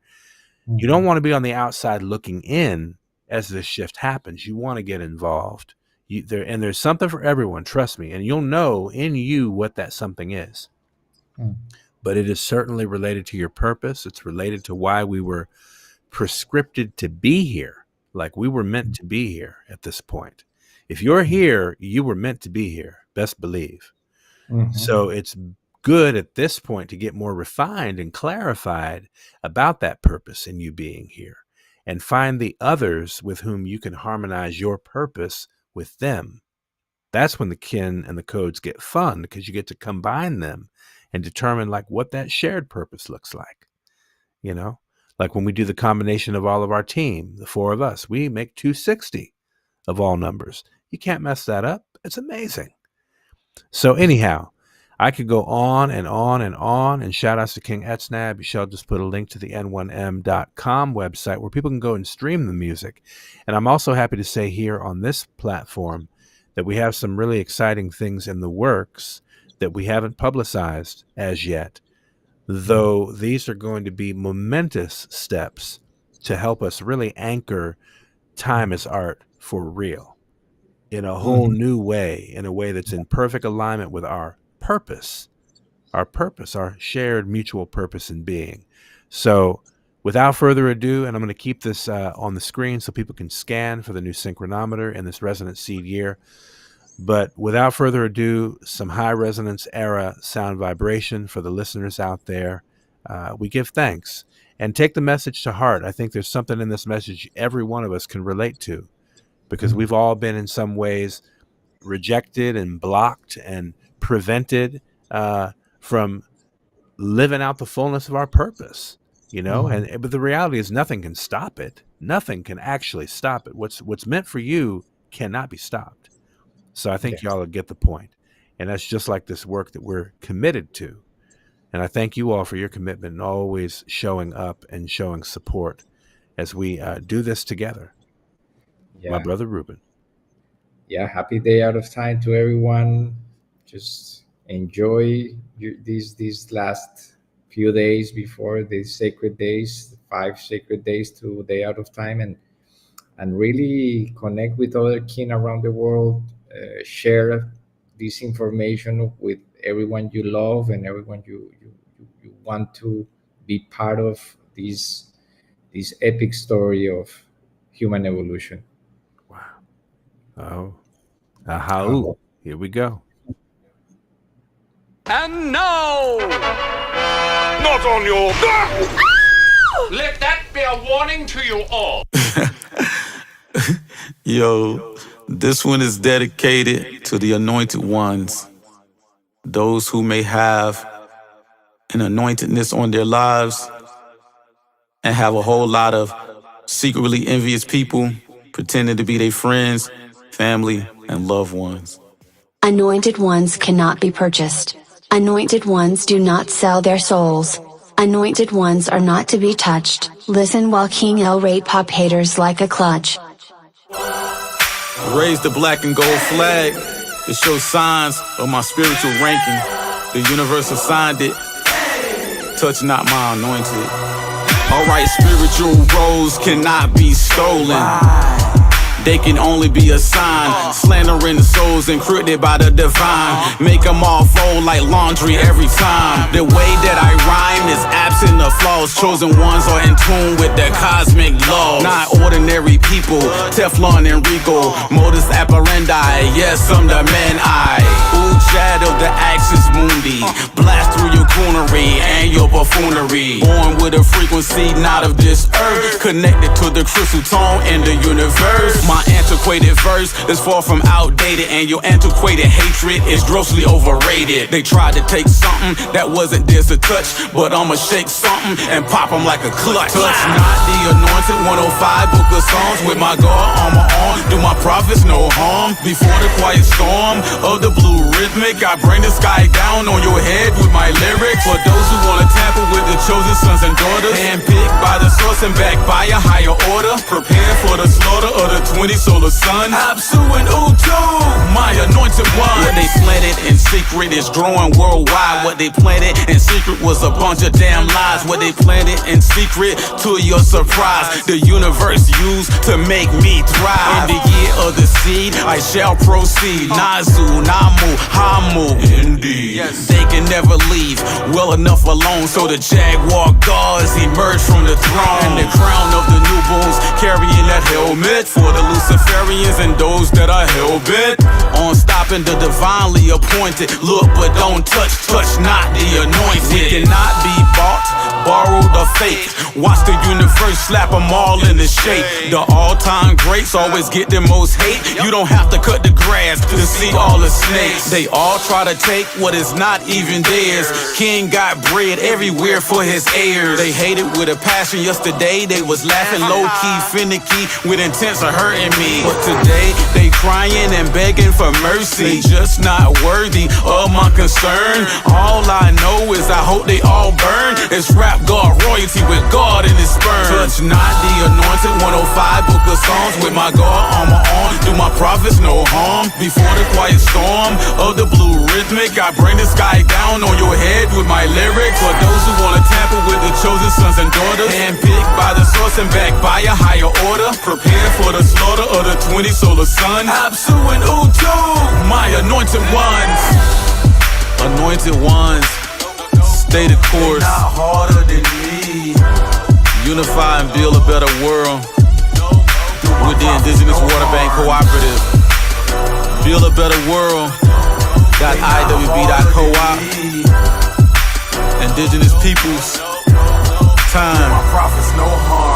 World Indigenous Peoples Day, August the 9th. You win drip. International Year Cooperatives in a new paradigm. Our resonance era.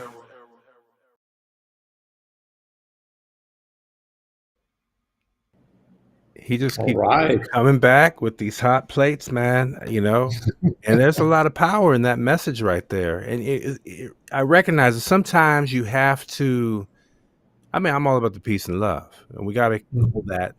Obviously, that's the frequency. And yet sometimes with some of these belligerent children, our belligerent children, you have to flip it up a little bit. You know, and you have to make it clear the line is drawn in the sand. Like, you know, why are you even thinking sideways at this point?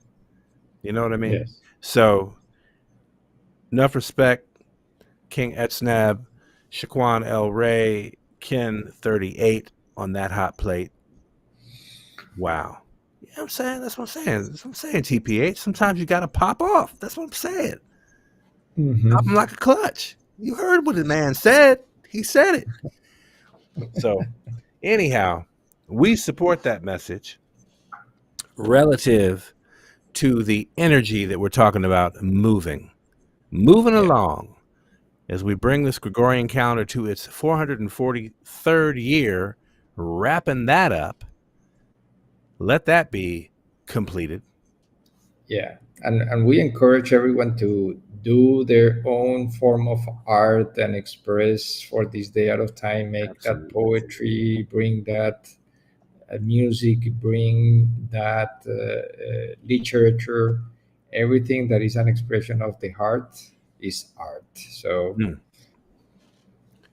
really and truly. So with that said, we give a shout out to our special team, our 260 pod, Alejandra, Shell, and you know, all those steadfast, tried and true who tune in with us every heptad here. We give thanks for all of you. We see you. We know you're with us, and we are also with you. And again, for anybody tuning in, please, you can do your research. You can find, did we actually share where to find Yvonne and Jenny on their IG? I'm not sure if that came out in the conversation, where people can follow them. I know that they are on Instagram. I'm going to ask you, Star Travelers. Yeah, I'm going to ask you, Shell. Maybe we can drop that in the chat. You said Sirius out there moving and grooving at King Etsnab's high resonance music. That's right. My son has great taste in frequency. You know what I'm saying? So if we could pop that, if we happen to have that link for IG, because we encourage you to follow Yvonne and Jenny and what they're doing with their wonderful platform. And the fact they're tracking this 260-day cycle, like, this is a great opportunity to make the connection, connect those dots. So we, again, shout them out. Big appreciation for the connection with them in the Red Dragon bioregion, the Red Dragon zone over there, making the connection. And yeah, I think with that, without further ado, I think we can bring this one to a close. I feel complete. You feel complete? Yes, we are ready to wrap up this year and be on a new episode in 7 days. Yeah. To bring the new. The new ain't come out yet. And who knows, maybe King Etsnab will have another hot plate before we know it. This one, he really just went in the studio last week and, just came forward with this one. Amazing. And I don't even know if they've had a chance to break it on WRFG in Atlanta. Usually they're the first ones to get his music, but I think we might just have broken that to the listening audience. That's extra special. So that's amazing. And I know WRFG is going to pick up on that and be playing that and put that in rotation as well. That's our sister media platform there, so we always love to shout them out. But yeah, we give great thanks to everybody tuning in, staying tuned, and look for us in 7 days' time. And in the meantime, connect with us on social media. And if you haven't already done it, be sure to like, subscribe, and click the bell for notifications on our YouTube channel. And we look forward to getting more folks out there. And we'll also put a link for the petition here as we exodus, because we do want to continue to inspire people to go and sign the petition. And if you've already signed it, that's fantastic. Please share it with others as well, because it is helpful to us if you do this. We do have a goal of 140.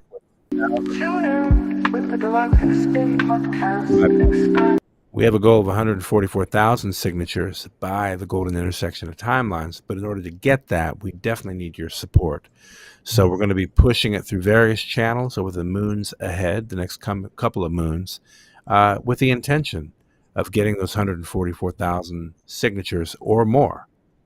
So thank you for your support in helping us reach that goal, that shared goal, that mutual goal. We appreciate your support in every way. And now, without further ado, we're going to wrap the show and invite you to come back in 7 days' time. All right? In Lakesh, everybody. Peace and love. Thank you so much for holding space. Oh, in Lakesh. Tune in with the Galactic Spin Podcast and expand your view.